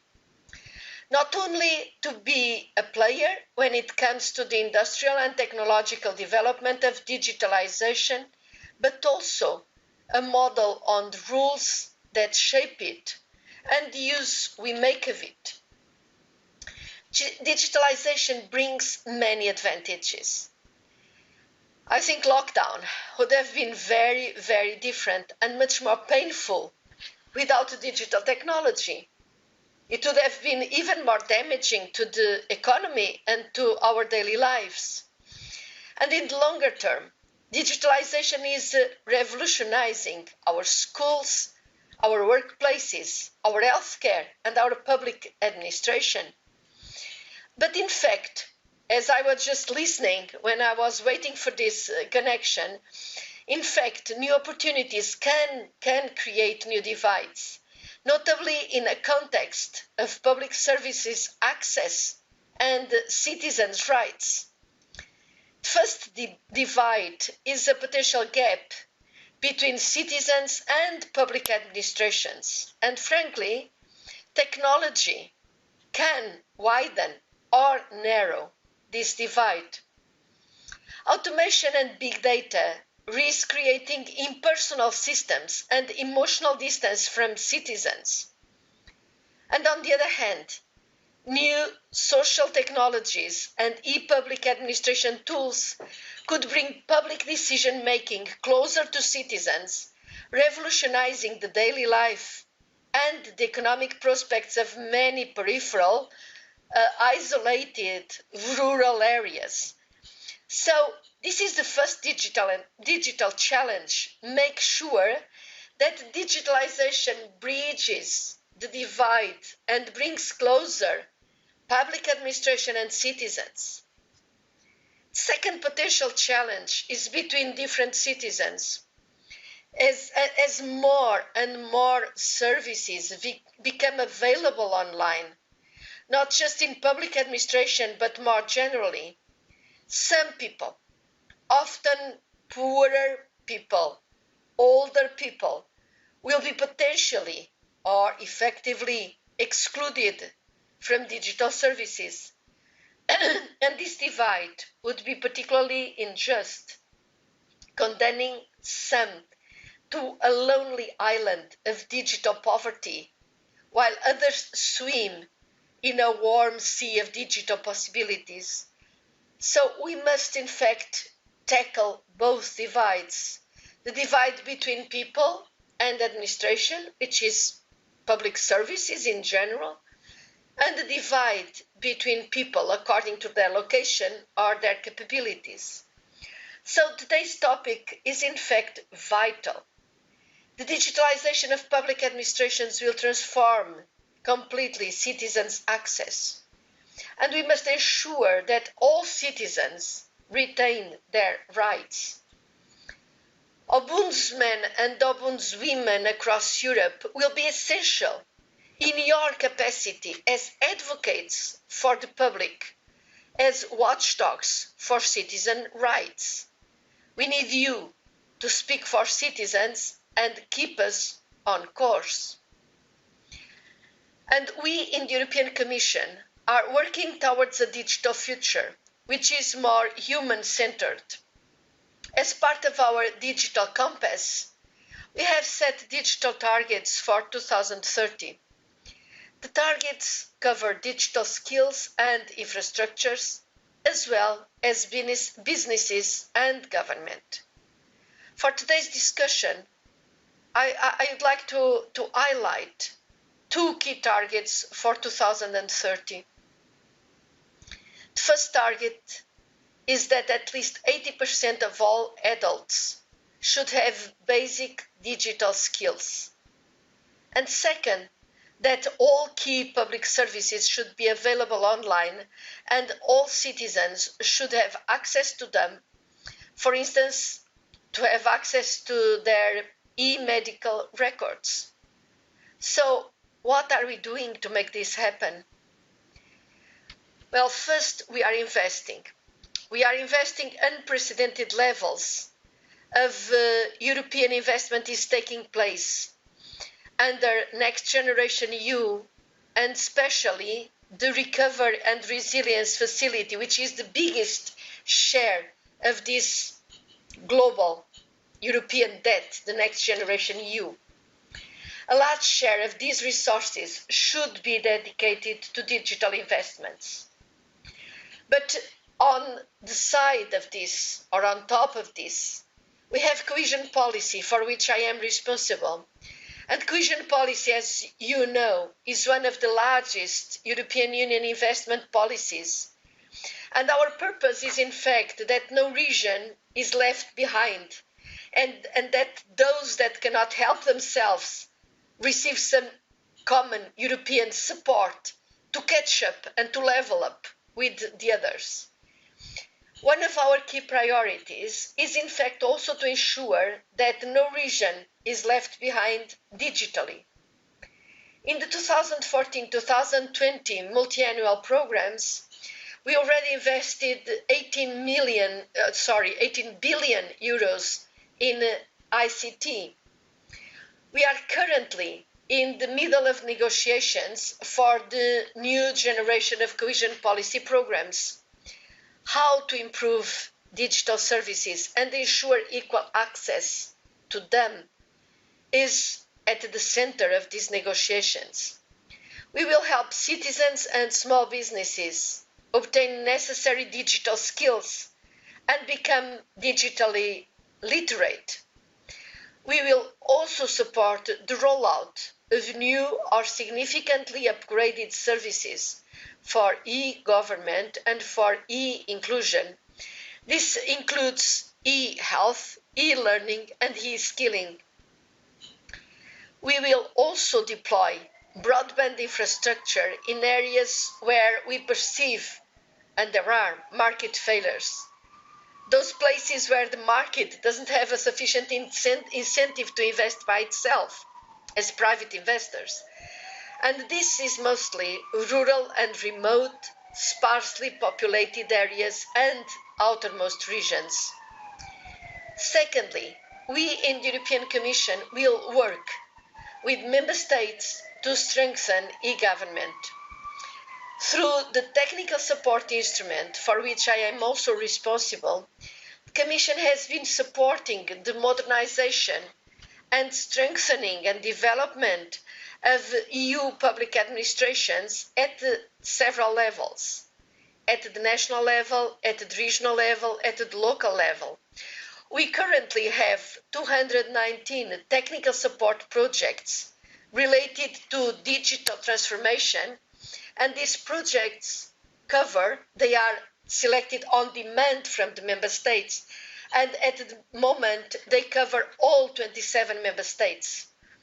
So we are supporting the digital transformation of public administrations all over Europe, the update of regulatory frameworks and the creation of new institutional structures to undertake this digital transformation.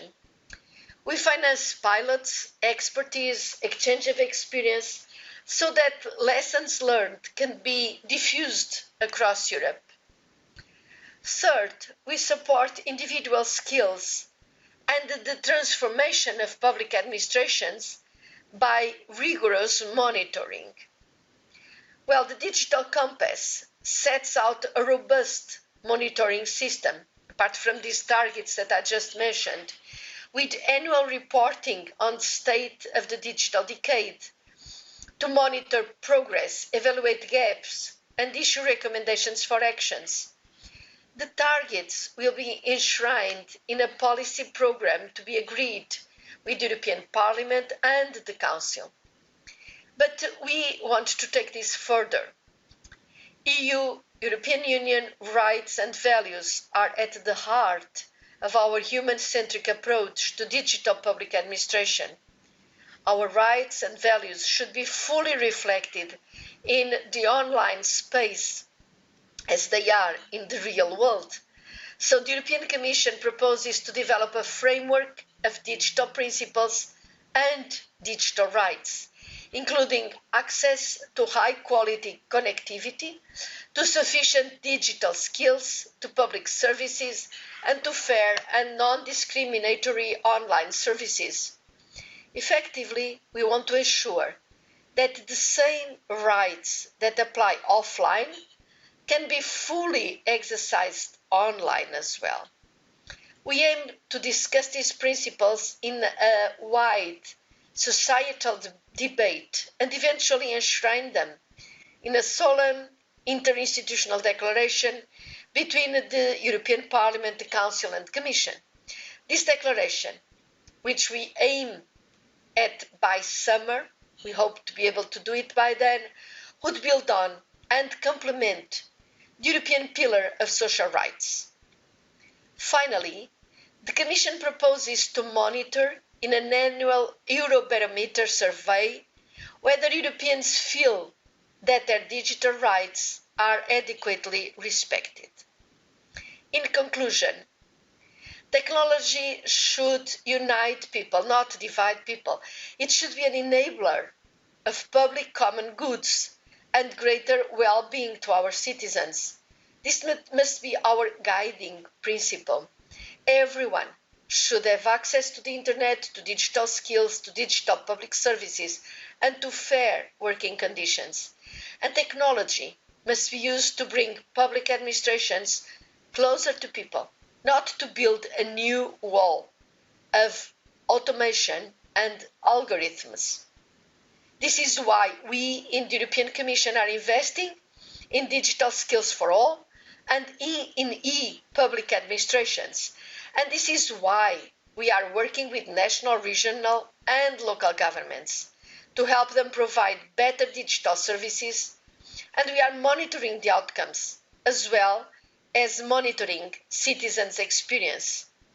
So we ask you, as advocates for the public, to help us identify the needs, to help target our investments and support, and most of all, to help ensure that technology works for our European values of democracy and public administration close to citizens, independently of the place where they are born. I wish you a very interesting and a very substantive discussion. Thank you very much indeed.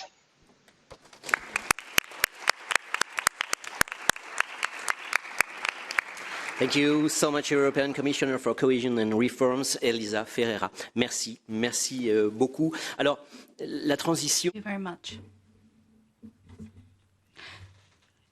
So, it's really good that we have Hédon, and we're asking you for clues and for ideas. And I think in the report, Dematerialization of Public Services, 3 years on, where do we stand? you do provide some answers. So could you tell us a bit more about this report? Yes. In fact, Commissioner Ferreira is right. I am in a place where I talk about everything that's going wrong and everything that's not working. So it's complaints, about 5,000 annually. So if we look at the first part of this year, we've seen a 15% increase of the numbers of complaints. And in fact, about 4% of those complaints, in fact, concern people using public services.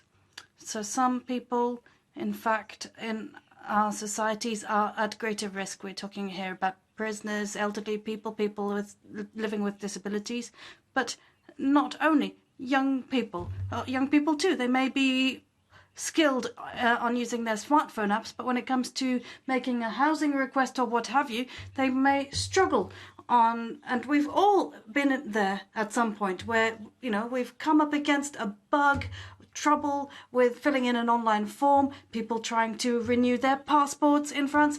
People struggle. Sometimes they're waiting months for an appointment and they're not really sure whether they've got an appointment.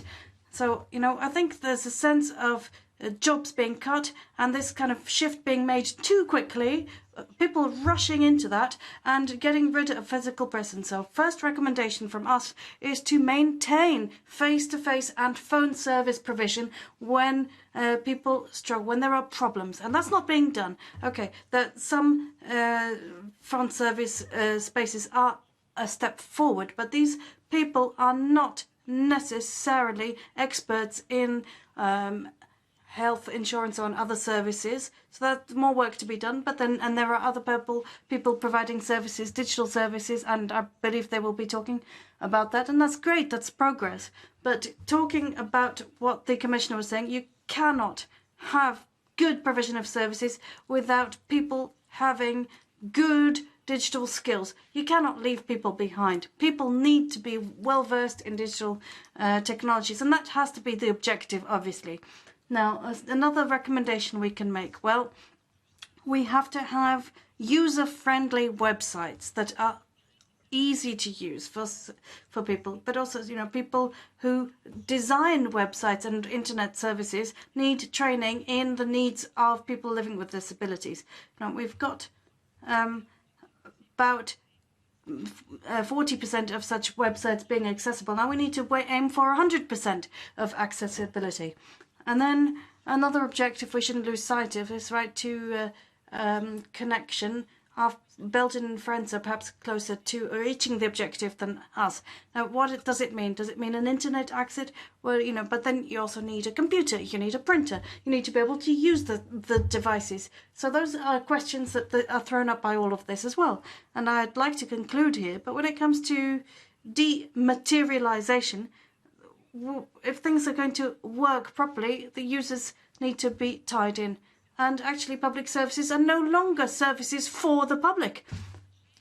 People are being told to get hold of their own equipment, the internet connection, the computer, and so on and so forth, not making errors. It actually alienates people. It makes people feel vulnerable and distant from the service itself. So you have to ask ourselves what this is all about. What's the aim of this?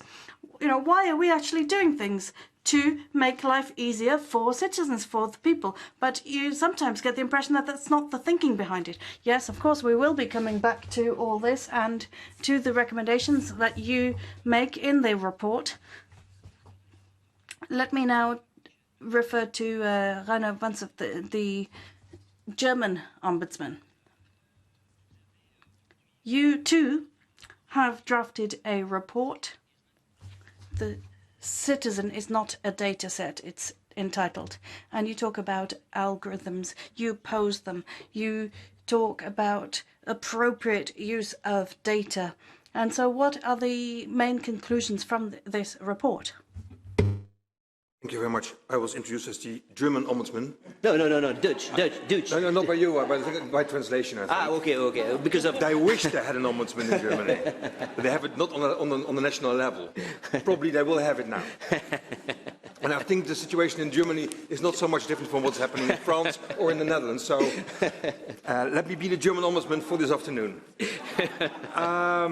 Thank you so much for this question and the attention for our report. Why did we start investigating and doing research on this topic? It is because the new ways of digitalization and dematerialization of services has everything to do with trust between governments and people. And what we came across was lots of signals, complaints, questions on can we still trust our governments when we go digital? And it started actually some 5-7 years ago with the tax authorities that were using only one channel to communicate with their citizens in the Netherlands, and it was by digital means. So there was no really life-to-life, face-to-face encounter anymore possible. There was lots of distrust. Elderly people felt left behind. They were used to do that in a proper way with pen and pencil, and now they were forced to go to the screens, and they didn't trust anything that was on that screen, and they sort of stopped trusting government. So the aim was to make some sort of work, some sort of working paper on which we could say, well, if you do it in this way, if you take the perspective of citizens in this way into account in what you're doing in this digital world, probably things will go better and trust will come back. There was another thing that was important, that is that some of the systems that we use in the Netherlands at least, for example, again, the tax authorities, are 40 to 45 years old. Maintenance of these systems has not been taken place in the right way, in a good way. So they are, I would say, almost as old as the people that distrust them. So there too, there should be somewhat better maintenance of systems and in the development. And we say, one of the conclusions of our report was, you should have the citizens involved when you are going to make this new, brand new systems, and it should be easy access to these systems, it should be easy to work with it, things like that. Obviously, probably even, but that's what ombudsmen do, stating the obvious, also here. You have to be in contact with citizens, you have to ask them what they need, where are their needs, is it simple enough? We know that many people, also in my country, are not able to read and write well, which is really a problem when you go on the screen, where you have to fill out boxes and understand what language is used. The language used on the screens, even if they are accessible, are mostly written for people like us, you know, who do understand what really is happening there. IQs above 150, I would say. And then you're able to use. And we should go back. We should realize that it's normal people, or I would say ordinary people, we all must be able to use it in a way that is easy. I was helping my mother, who is in her 80s. I couldn't help her on the screen online. I just didn't manage. I had to go to other people who are much more, I would say, quick in this understanding how it works. So it's not only just for those who are already left behind, but it's also for us all. So some of these conclusions, I will be brief. It's about clarity. So you have to tell people where for and what for you can use the system. That's one. That's very important. Accessibility, we already talked about that. And if something goes wrong, you must be able to fix it. So your attention should be on when something goes wrong, we have to fix it and find solutions. Again, this sounds, for all of us, I think, well, you know, this is our daily work. This is what we tell governments all the time. But we also have to tell this to governments when it comes to the new world we live in. And one remark on what was said by the Commissioner.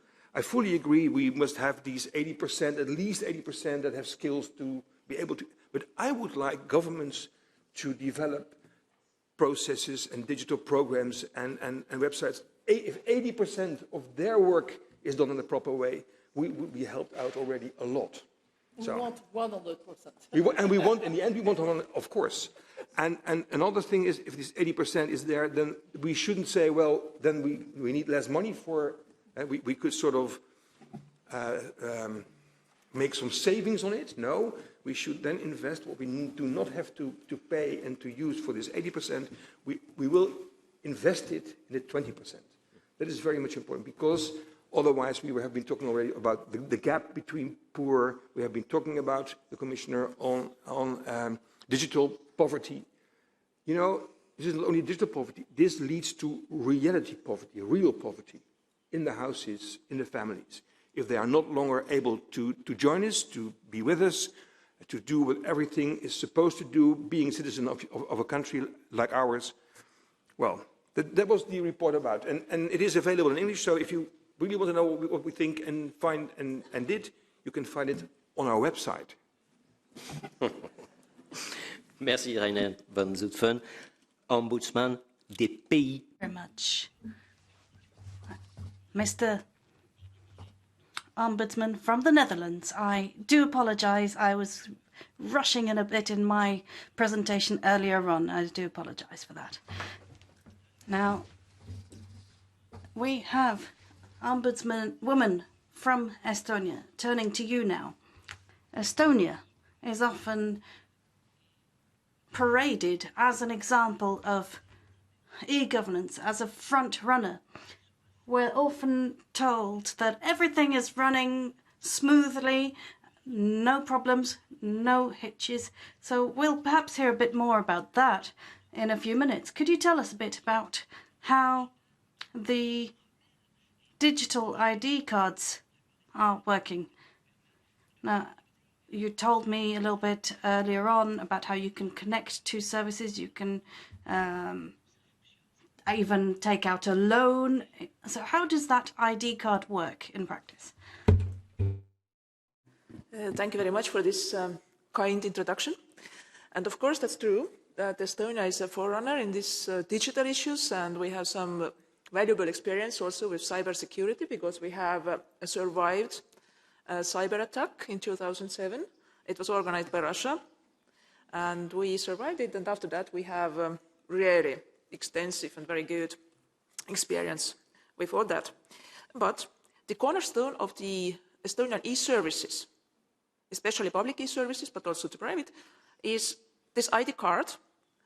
I believe that all of you have something similar, but the difference is that this has three functions. First of all, of course, it's the mandatory primary personal identification document. You can present it, so physically, but what's the difference is that you have also two digital functions. There is a chip, like by credit card, and PIN 1 is for digital identification, and PIN 2 is for digital signature. And this card, with all these three functions, also these digital functions, is mandatory for everybody since 20 years. 20 years. And now I would say that really most of the public services, actually 99%, are digitalized, and they are running mainly smoothly. But it's not that good that the Ombudsman doesn't have anything to do. Believe me, we have a lot of work.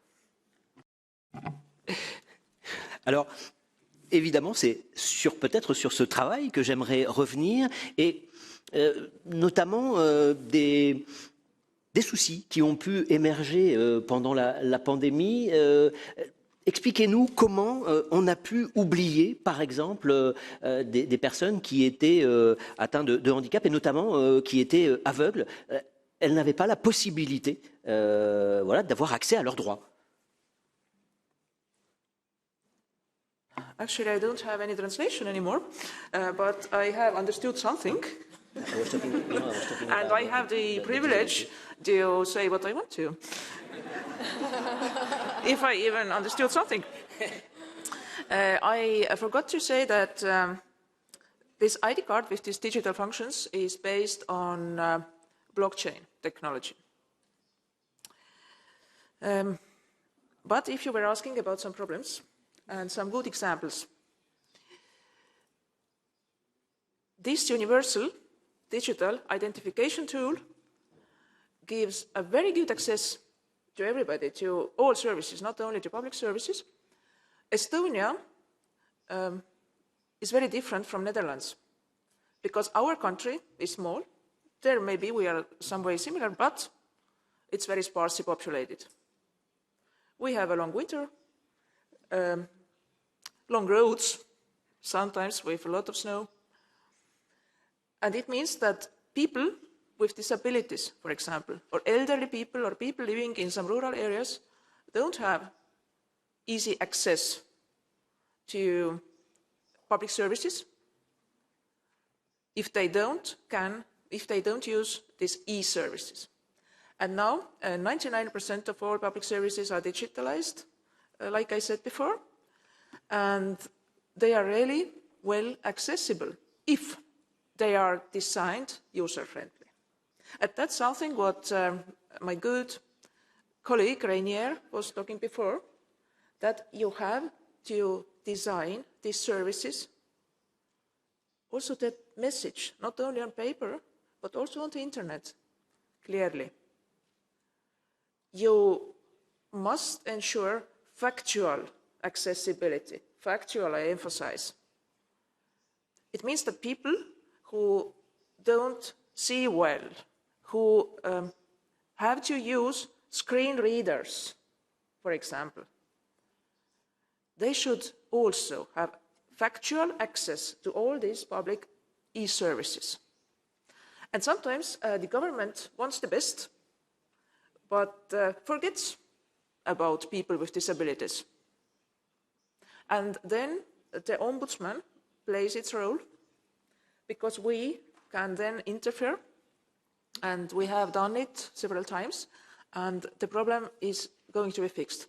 For example, as the vaccination against coronavirus began, the government developed very, very quickly a facility for online registration for vaccines. But they forgot about blind people. And we had to remind that blind people also need some vaccine. Well, you did the job and you were proactive on this. No, we discovered that they had made a mistake, and, and after we discovered it, they fixed it very quickly. Yeah. Merci, merci beaucoup, le Madise. Alors, thank you very much, Ms. Madise. Now I'd like to address Marine Boudot, and I don't want to give you too hefty a task because you're in charge of the inclusive policies for the French Ministry of Transformation and Public Services. Marine Boudot, I happen to know that you read the report by the Defender of the Rights, and you basically share the conclusions drawn. Yes, absolutely.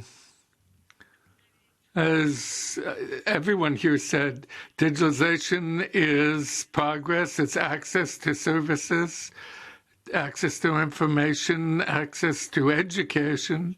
And at present, now it's digitalization. It's too easy to produce it, to generate it. You have an idea in the morning, and then by day's end, you can have a service online.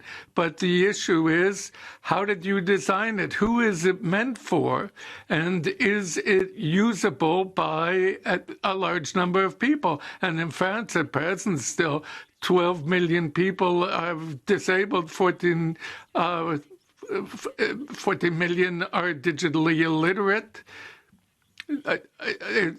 They don't have the skills and to deal with administrative language, or don't have the tools at home, the phone, internet access, printer, etc. So yes, I can but endorse with all the issues mentioned within our public administration in France, in my department, with a view to try to come up with a baseline for the quality of services made available for French citizens. In 2019, we launched the Observatory for Quality of Online Services. There's some 250 services, 200 administrative facilities that are the most commonly used. For instance, your tax return, work permit renewal, signing up for elections, a host of services that are used very often by many French people.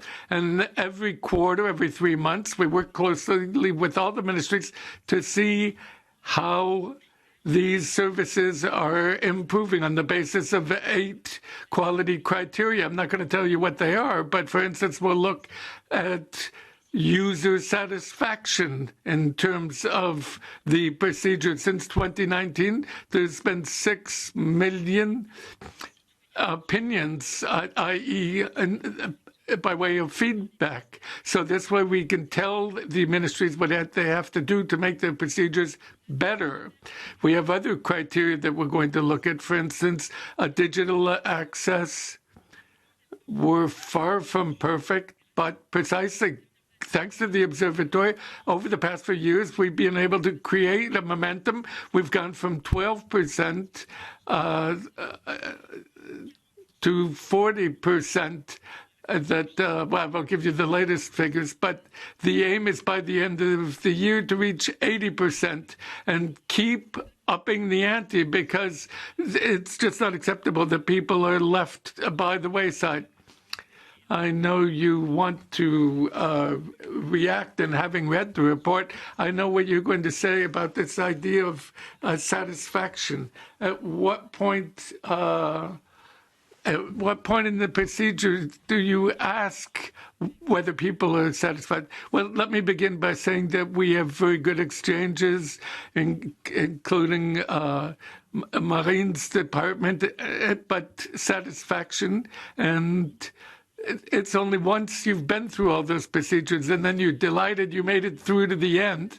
But we have some people who complain that never make it through the whole procedure, and that's an important thing to notice. So they don't provide feedback other than through us. And when it comes to taxation, the tax authorities have managed to simplify the procedures. For example, on your tax return, you can go back on it and correct things.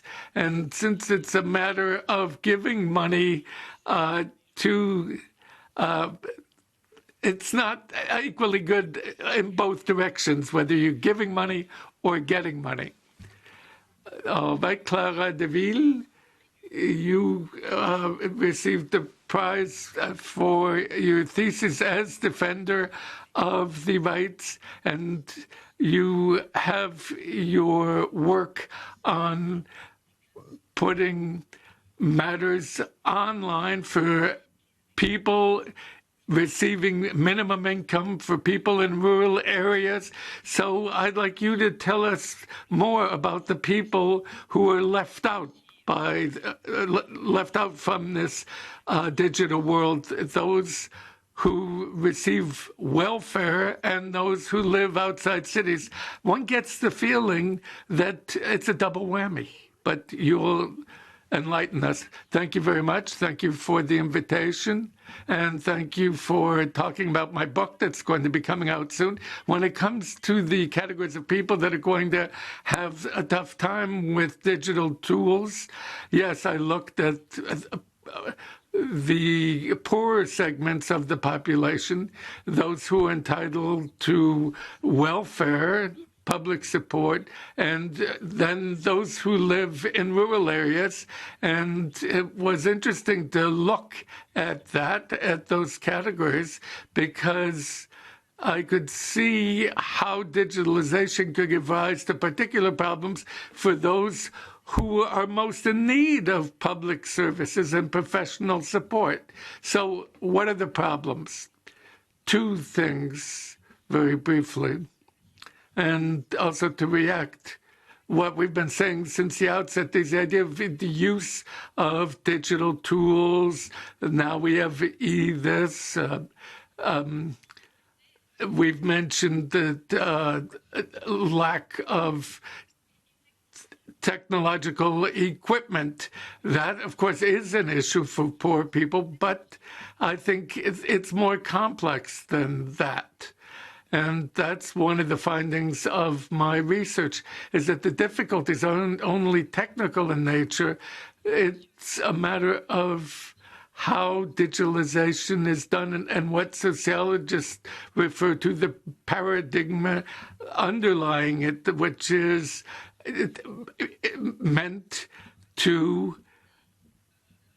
be based on choices being made by the users on the basis of the information they have or don't have, depending the model of a rational citizen who's going to be proceeding, and that model, which is the basis for digitalized tools, is only partly true, well, not totally wrong, but excess of rights isn't something that's based on a point in time when people take information. It's based on, rights are based on something more complex than that, the relationship with government, with the state. Asking to get entitlements means facing an institutions that can be impressive, that can put people off, that can frighten people, and particularly when you're poor and they've had bad experiences with the administration. For instance, the foreigners, where they're being checked up on by the social services or with police, where they're being checked up on more frequently, which shapes a certain vision of public administration as something you fear and where you're reluctant to actually do what it takes to get your entitlements. So this means that they're distrustful, they're fearful, they feel they're being dominated, and they are reluctant to actually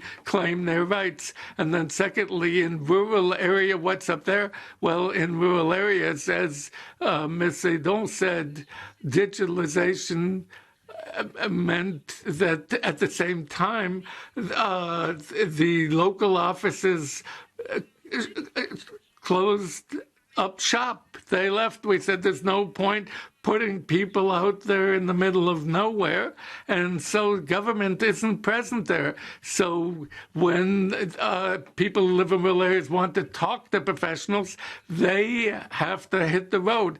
So back to my first argument, when the government isn't there, when it isn't there physically nearby where you can see what it is and who these people are, people become unfamiliar with public institutions, and there's an increase of this feeling of being remote and far from the concerns of public administration. Thank you. I think you wanted to pick up. I think that work is excellent, and it's very useful for us. And her thesis, I think it was very exciting. There was a man who asked for the minimum income, and then he went to the office he had to go to, 20 kilometers distant from him. He's poor, he doesn't have a car, and he finally turns up. He's told, no, you have to schedule an interview on internet. Then he has somebody help him out. He comes back. He doesn't have the social know how, the basics to know. So it took him 16 months to get the minimum income, and that's the double whammy, the digitalization, and then the fact that actually talking to a public administration, it's gotten extremely difficult. Ryan, is that something vital for you, human presence? And that's been replaced by algorithms. So do we have to shift back and put the emphasis on a physical human welcome? But the answer is not easy to give. Yeah. In 1 minute. And certainly not in 1 minute. But I think if you combine what we all have said now and specifically what you said. I hope my French is good enough to read your thesis, and I will. The thing is that if something goes somewhere wrong, then everything goes wrong. And then there's only one solution, and it is to make human contact, to go to the people, and not inviting them to come to you if something goes wrong, because we know they fear the administration, they do not have the means to go and travel. Less administration, concentrating on less offices, so you have to go there, you don't have the means, financial means to travel, so everything comes back to, in the end, humanization means that you can have all the systems, and if they work properly for you, that's good. And it will probably for 80%, as we have been talking about. But we must realize that we should do all the things we can and do our utmost best to reach those 20%, hopefully less, but let's say 20%, that are not able to come to us. And it's not only those who are mentally retarded or the elderly people. It can happen to us every day, any moment. Losing your job is the start of lots of problems. And if you don't take care of yourself, and you don't have someone who takes care of you, you will end up in poverty. In my country, and I'm sure also in your countries. So when one problem shows up, pops up, there is lots of problems behind it. So we as ombudsmen call this the story behind the complaint. Someone is asked to use an email address for getting a financial some financial benefits. If you don't have an email address, you make one. But if you don't look into your email, you do not receive the invitations to come to the office. If you don't come to the office, you will be financially punished because, well, and there it starts. And then you have to ask for social health care or for financial support, and it will take weeks. In the meantime, you do not have your financial means, so you have to choose whether to send your kids to school, clothe them, or give them food. It is as terrible as that. These choices, then, we force people to make. So, going back to your important question, the first thing we have to do is restore human contact when someone is getting into trouble. Merci, Rainer. Thank you, Rainer.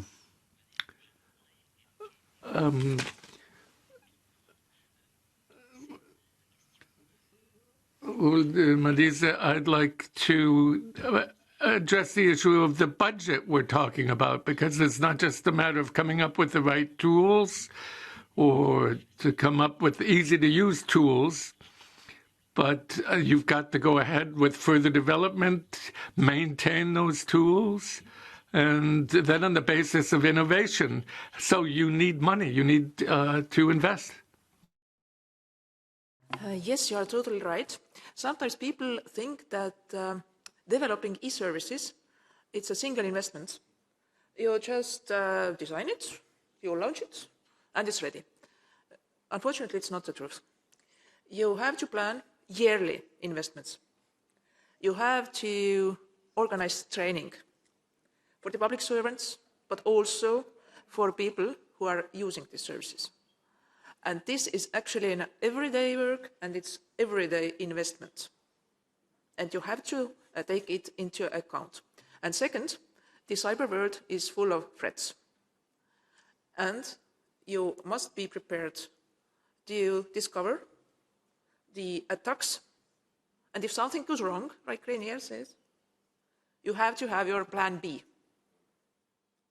And that means you have to be ready to go to the people. You must have human resources who take care then. But let's hope the best, of course. But anyway, you must have ready to fix the problems and not only to invest the money you planned for the year, but if something happens, you need extra money, extra working hours, extra people to do it. Merci pour cet éclairage. Marine Boudot, j'aimerais évoquer rapidement avec vous... Much for this clarification. Marine Boudot, there are 2 points I'd like to clarify, if I may. First of all, the notion of a proactive state. Is it useful? Is it practical? this idea of perhaps doing away with the need to fill in a form in order to gain access to funding or subsidies or a grant, a study grant. So, you know, wouldn't it be simpler to simply say, you have a right to this? So that was the first question. Yes, 30 seconds, please. Okay, well, if I may, I'd like to very briefly come back to one other point. The French government administration also provides support to students to try and get them through the administrative hurdles and that they have to jump in various situations. So proactive administration, yes, absolutely.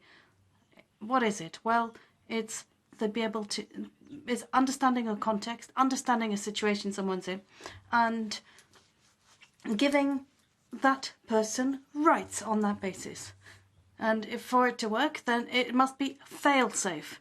So a new mission was launched in this regard, and Minister Monchala's guidance. And what I could tell you by way of example, the energy check, the energy bonus, it's given to people to pay for utility bills, and it's going to go to a certain subset of the population. It's going to be sent straight to people's homes in the mail. They won't need to apply for it. They won't have to do anything to receive it. So these people, you know, we're talking about 80% of the recipients actually making use of that voucher. So some people obviously still need to be persuaded that it's genuine voucher. The design of it might need to be improved. They need to understand that it's a genuine state document and that it is valid document. Yes, that's very clear. There's a further question, obviously, that we are all asking ourselves about the complexity of administrative language. In order to fill in a form, you need to understand what the form is asking for. And that's not necessarily an easy task for everyone. You know, if you talk to different ombudsmen, I spoke to quite a few of them this noon, and everyone's just crossing their fingers when they've filled in a form and hoping that they've done it correctly. So how can we make that better, make it easier, and bridge that divide between common language and government language? Well, I think you've really pointed the finger on it, and that's and there's a word we don't think about enough, and that's design. So let me try and sketch this out for you in very broad brush strokes. What does that mean? This idea of design is trying to improve the living environment for us on our planet. So in order to design usable digital services, you need a few things. You need skills. You need skilled people, and those skills need to be brought into the you need to carry out user research, testing, and check whether services are usable and user-friendly. And also we need to kind of integrate that into our services so that services are maintained in the long run. It's not just about launching a new product or a new service and then that's that. You actually have to keep maintaining a service and updating it. And then, okay, there's also the idea of being able to provide a serious service as well. If you're going to launch something, it needs to be maintained. And then you have to have simple service. Test it. Get all sorts of people in. People from all walks of life. People who have a vulnerable situation. People who live with disabilities. You have to get perhaps farmers in who are more likely to be involved in certain requests and procedures. Get all sorts of people from the general public in and test the systems. Thank you very much indeed. I think you wanted to come in? Message movement also in the European Union and also in many countries of us, and maybe we as ombudspeople should support it, because the general rule is if you know what you want to say, you must be able, and actually you are able, to say it in the way that other people also understand what you were saying, even if you are a public official.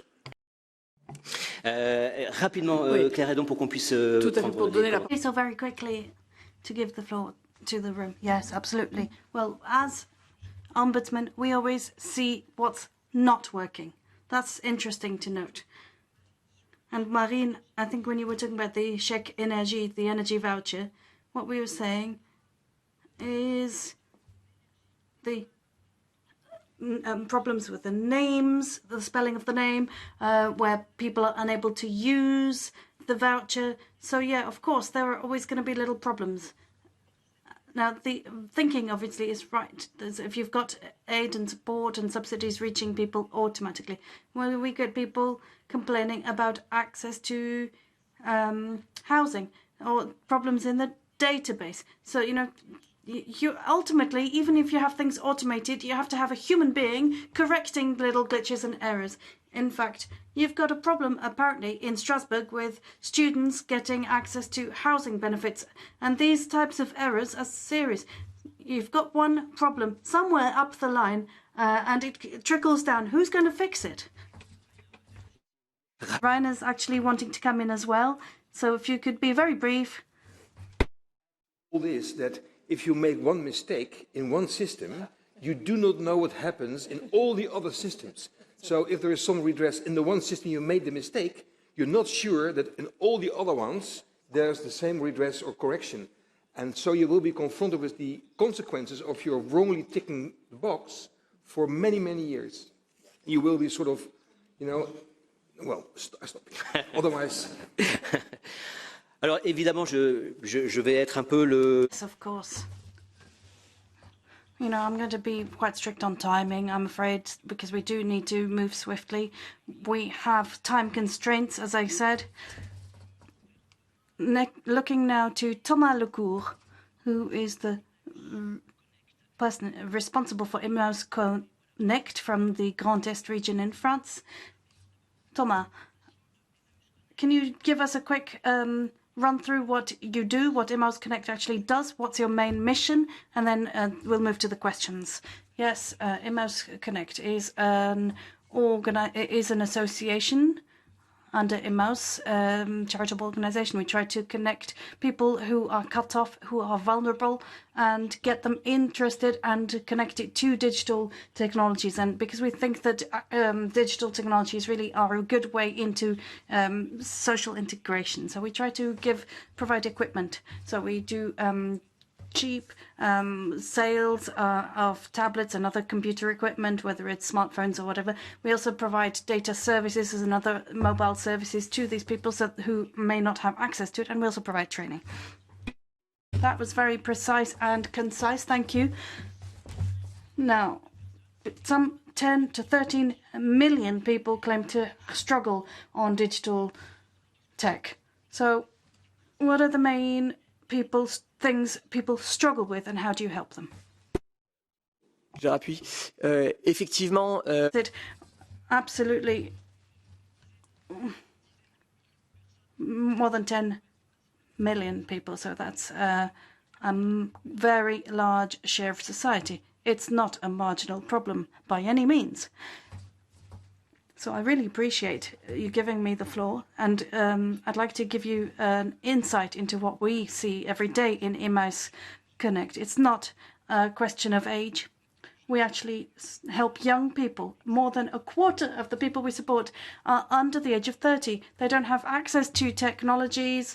They don't know how to attach documents to their emails. They're not necessarily taught these basic skills at school. Then, you know, more than 80% of the people we support actually live on less than 600 euros per month. So these people are financially at risk as well. They are suffering from many different overlapping handicaps, and these people are in real distress. So in a world where digital tech is all around us and you can't escape from it, you have people who are shut out from that world. They are embarrassed about it. They feel self-conscious, and they feel that their dignity is undermined by this. So I think when public services decide to dematerialize, they're not understanding the real impact on these people who feel forgotten. And I think, it's important for public institutions to be able to say, we know you exist, we know you are there, and we care. Dignité est un mot. Yes, dignity is a key word here, I believe. Just one last question. When we prepared this event, you told me an anecdote about a person who was really amazed after attending a training course by the opportunities the internet offered them. It was something like a rebirth and a regaining of full citizenship. Yes, there are countless stories of these kind that I could tell you, and it actually makes me feel so enthusiastic about what we're doing. So why don't actually turn digital tech into a real opportunity, get young people interested, get people interested in democracy and participation. So if you have political leaders and politicians sending out messages of threats, that's a real shame.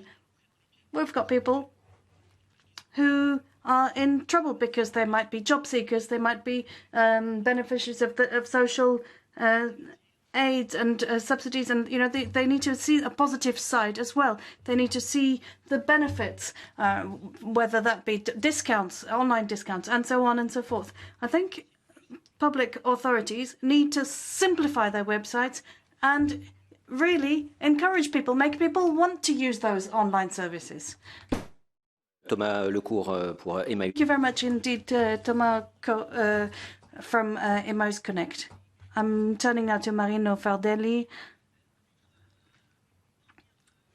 Just one first question to you first. You too are a holder of a digital ID card, I believe. Yes. That's a national issue, not just a local one when it comes to Italy as a country.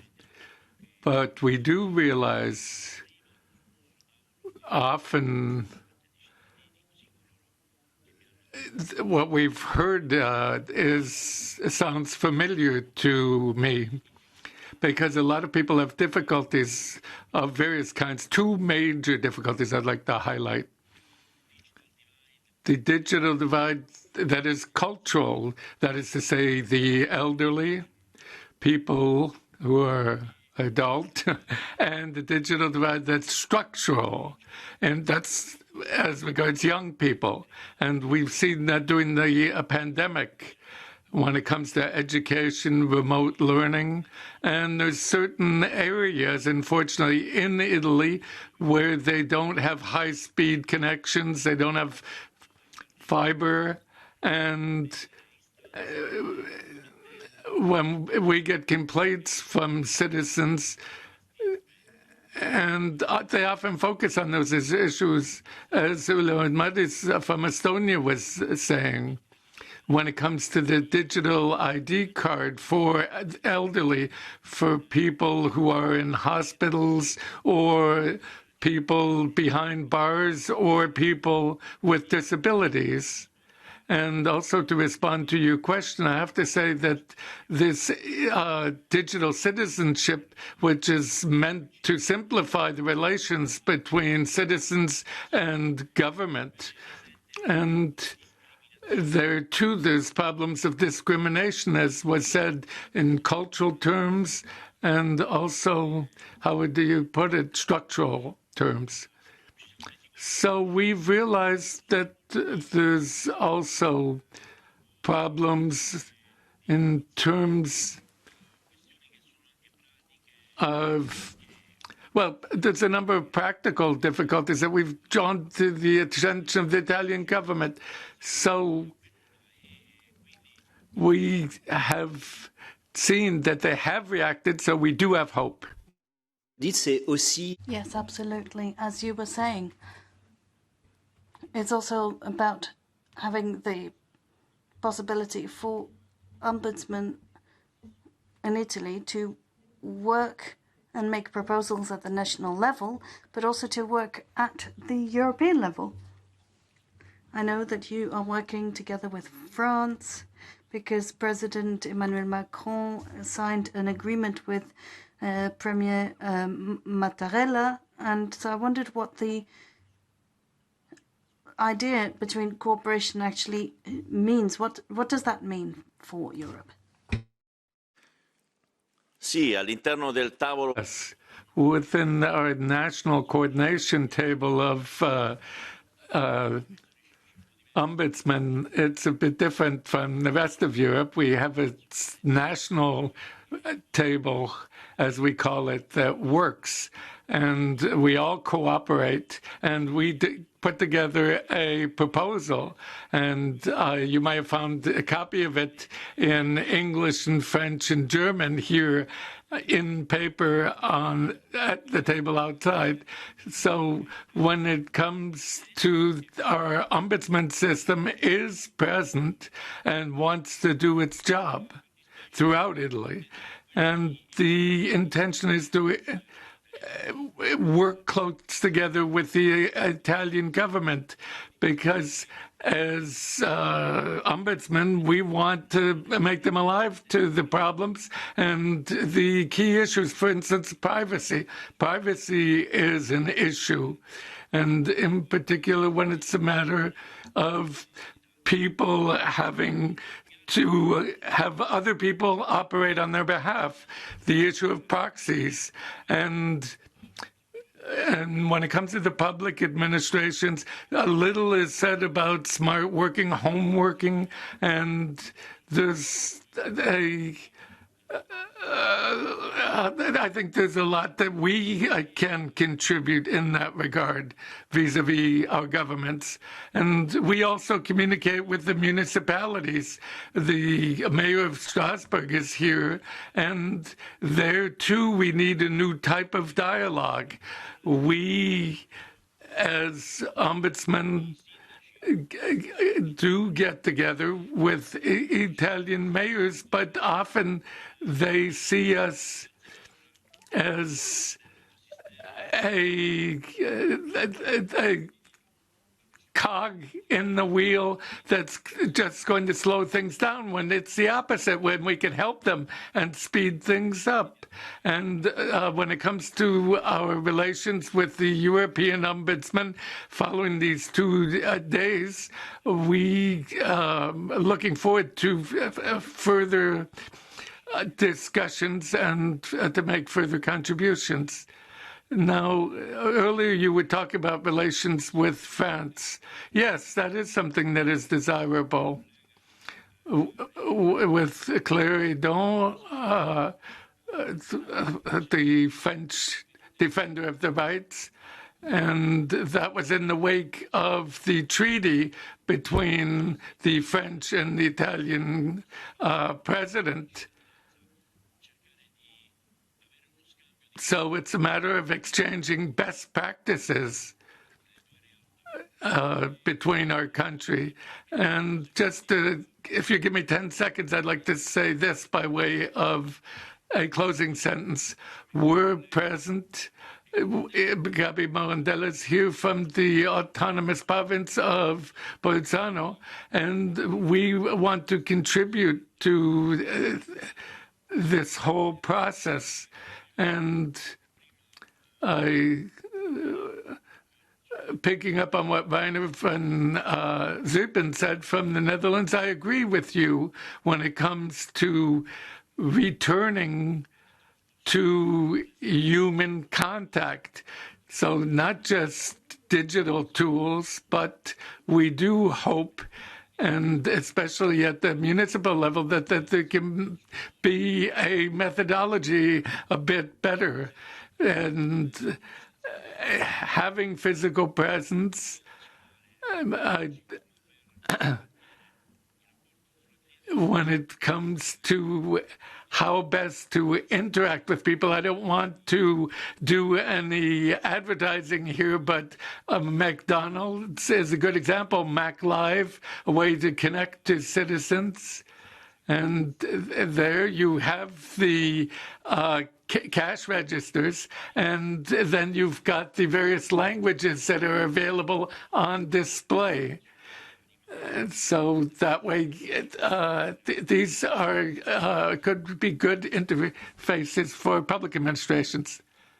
Thank you very much, and thank you for that metaphor, that fast food chain, and coming back to human contact. That's what's being addressed on Slido and the questions.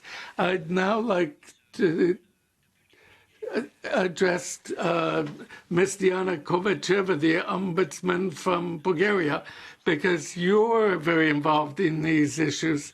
And I have the feeling that everybody is facing the same difficulties here. So looking forward to your answers. Well, actually what happened was that COVID pandemic accelerated the digitalization, but when we have digitalization which is under the spur of the consequences and the system is not ready, actually it affects in a very bad way many human rights, because digitalization is not only about having a mobile phone or internet, and I must say that many people in Bulgaria actually, we speak about digital poverty because they don't even have smartphones or access to internet in the rural areas, and this is a very serious impediment and problem to access human rights. But we also started speaking, unfortunately, about digital exclusion, and the digital exclusion in the context of digitalization is a very unfortunate circumstance, because people with disabilities, as was mentioned before, cannot access the system to enjoy their rights. And one particular example I would like to give is about children with special educational needs. They actually got digitally excluded because they couldn't get hold of digital education, because there were no e-tools, teachers were not prepared, some of them didn't have access to internet, and there was not special software to actually use the services of education. And this is a very serious phenomenon, because whenever the system is not ready, actually human rights suffer and people cannot get the proper access to their rights. And this is why another issue is the healthcare system. A lot of people in the COVID pandemic got excluded because they couldn't get hold of electronic services, again because of this digital poverty and digital exclusion. So my point is that it is excellent to have a new government, but under the spur of the moment, under the spur of the circumstances, whenever you don't have the system ready, the necessary specific software and accessibility, human rights are put on the risk. Merci, Diana Kovacheva. Thank you, Diana Kovacheva, Bulgarian Ombudsman. So we have just a few minutes left. I'd like to take one or two questions from the floor. It depends how long the question is and how long the answer is. So are there any comments or questions? Any questions for clarification? Please introduce yourself and put your question. Good afternoon, and thank you for this extremely interesting session. I'm Javier Hernandez from Aragon in Spain. I have a rather bizarre sounding job title which doesn't translate well into English. So my question to Marine, but also to the other panel members, I wondered whether there are rules being adopted to ensure that public administration runs smoothly internally, but losing sight at the same time of, if you could please remove the mask, it will help the interpreters if they can see your mouth. Thank you very much, from the interpreters as well. A question was whether there's not a risk of new administrative digital procedures, that you might be trying to make things run smoothly internally within the institution, but at the same time forget that the main purpose of public administration is to serve citizens, to serve people. C'est une notion. So, yes, I think that really is a key question. public administration serving citizens, or is it the citizens that's serving the administration? So that was the conclusion I wanted to make, because we're talking about digitalization, but it's a matter of get back to the fundamentals of public service, the major principles, continuity, equality, adaptability, and that's what we're talking about. That's what we're asking of public services, and we're allowed to do that because our role is to defend the rights of the people who use public services. You're right, that's the main thing. It's a matter of adapting to the user. It's not for the user to adapt to the public service, and that means you have to be presence and human contact. Couldn't agree more. Marine Bordeaux, the administration at the service of the citizens rather than the opposite. In English, we talk about human-centered design and government centered on citizens. And I don't know who talked about the trust. The matter of trust is vital. And a person who feels remote vis-a-vis certain services and has a tough time accessing them will feel cut out. And that is also why it's urgent to reestablish better relations between citizens and administration, because what we need most of all now is trust. And that notion of trust was mentioned earlier with regard to Estonia.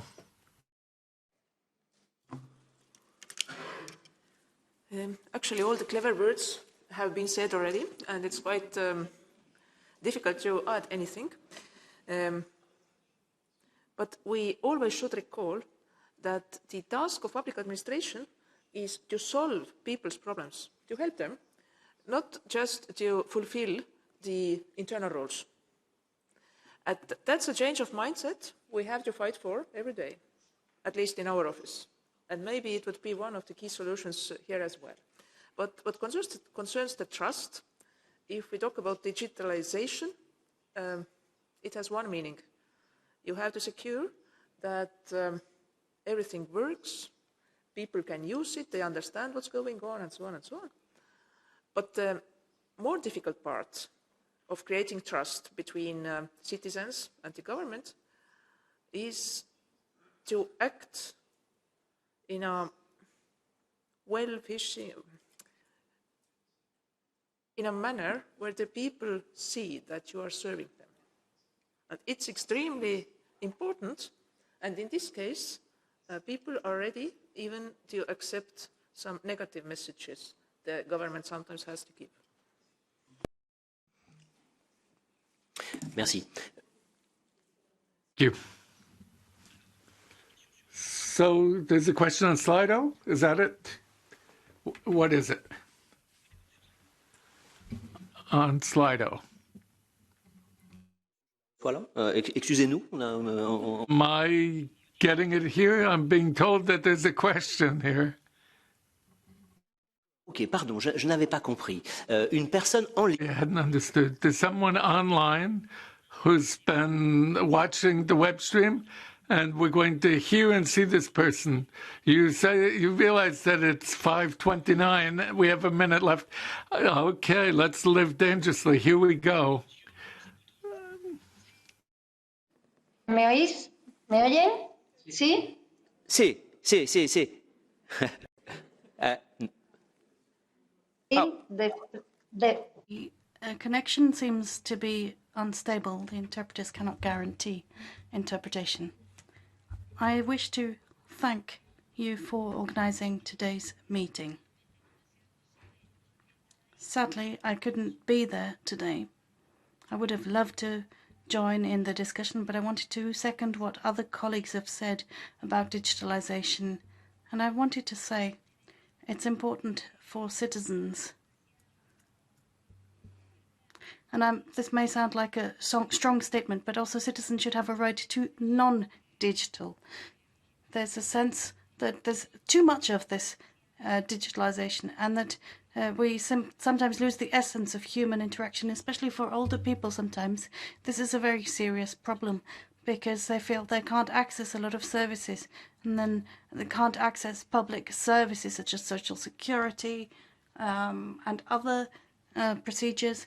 You know, they got used to doing things face to face, and now everything's got very difficult for them. The Spanish Ombudsman has launched a discussion with banks which have cut their face-to-face services dramatically in recent times. So I'd like to just, support this initiative. We're not oblivious to the fact that civil rights are being cut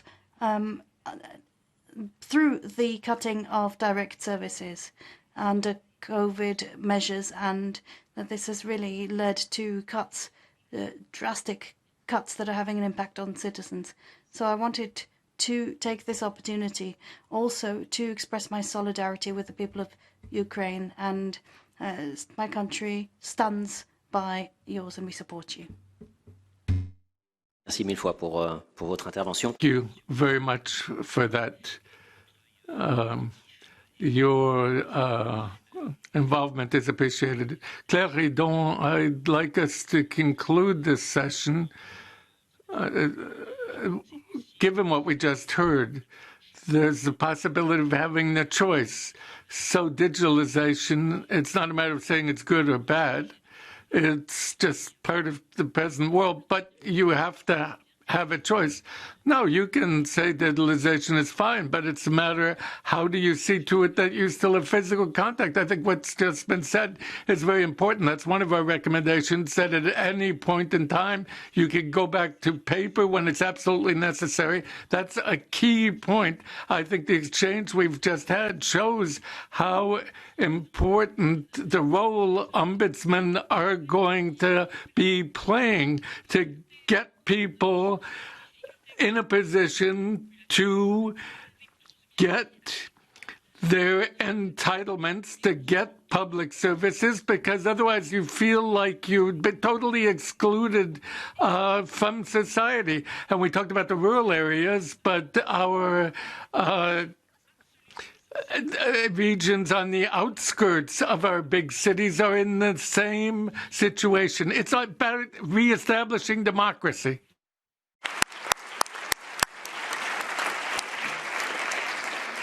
Mesdames, Messieurs, il me reste à vous remercier. Ladies and gentlemen, thank you very much for being here, for your daily commitment.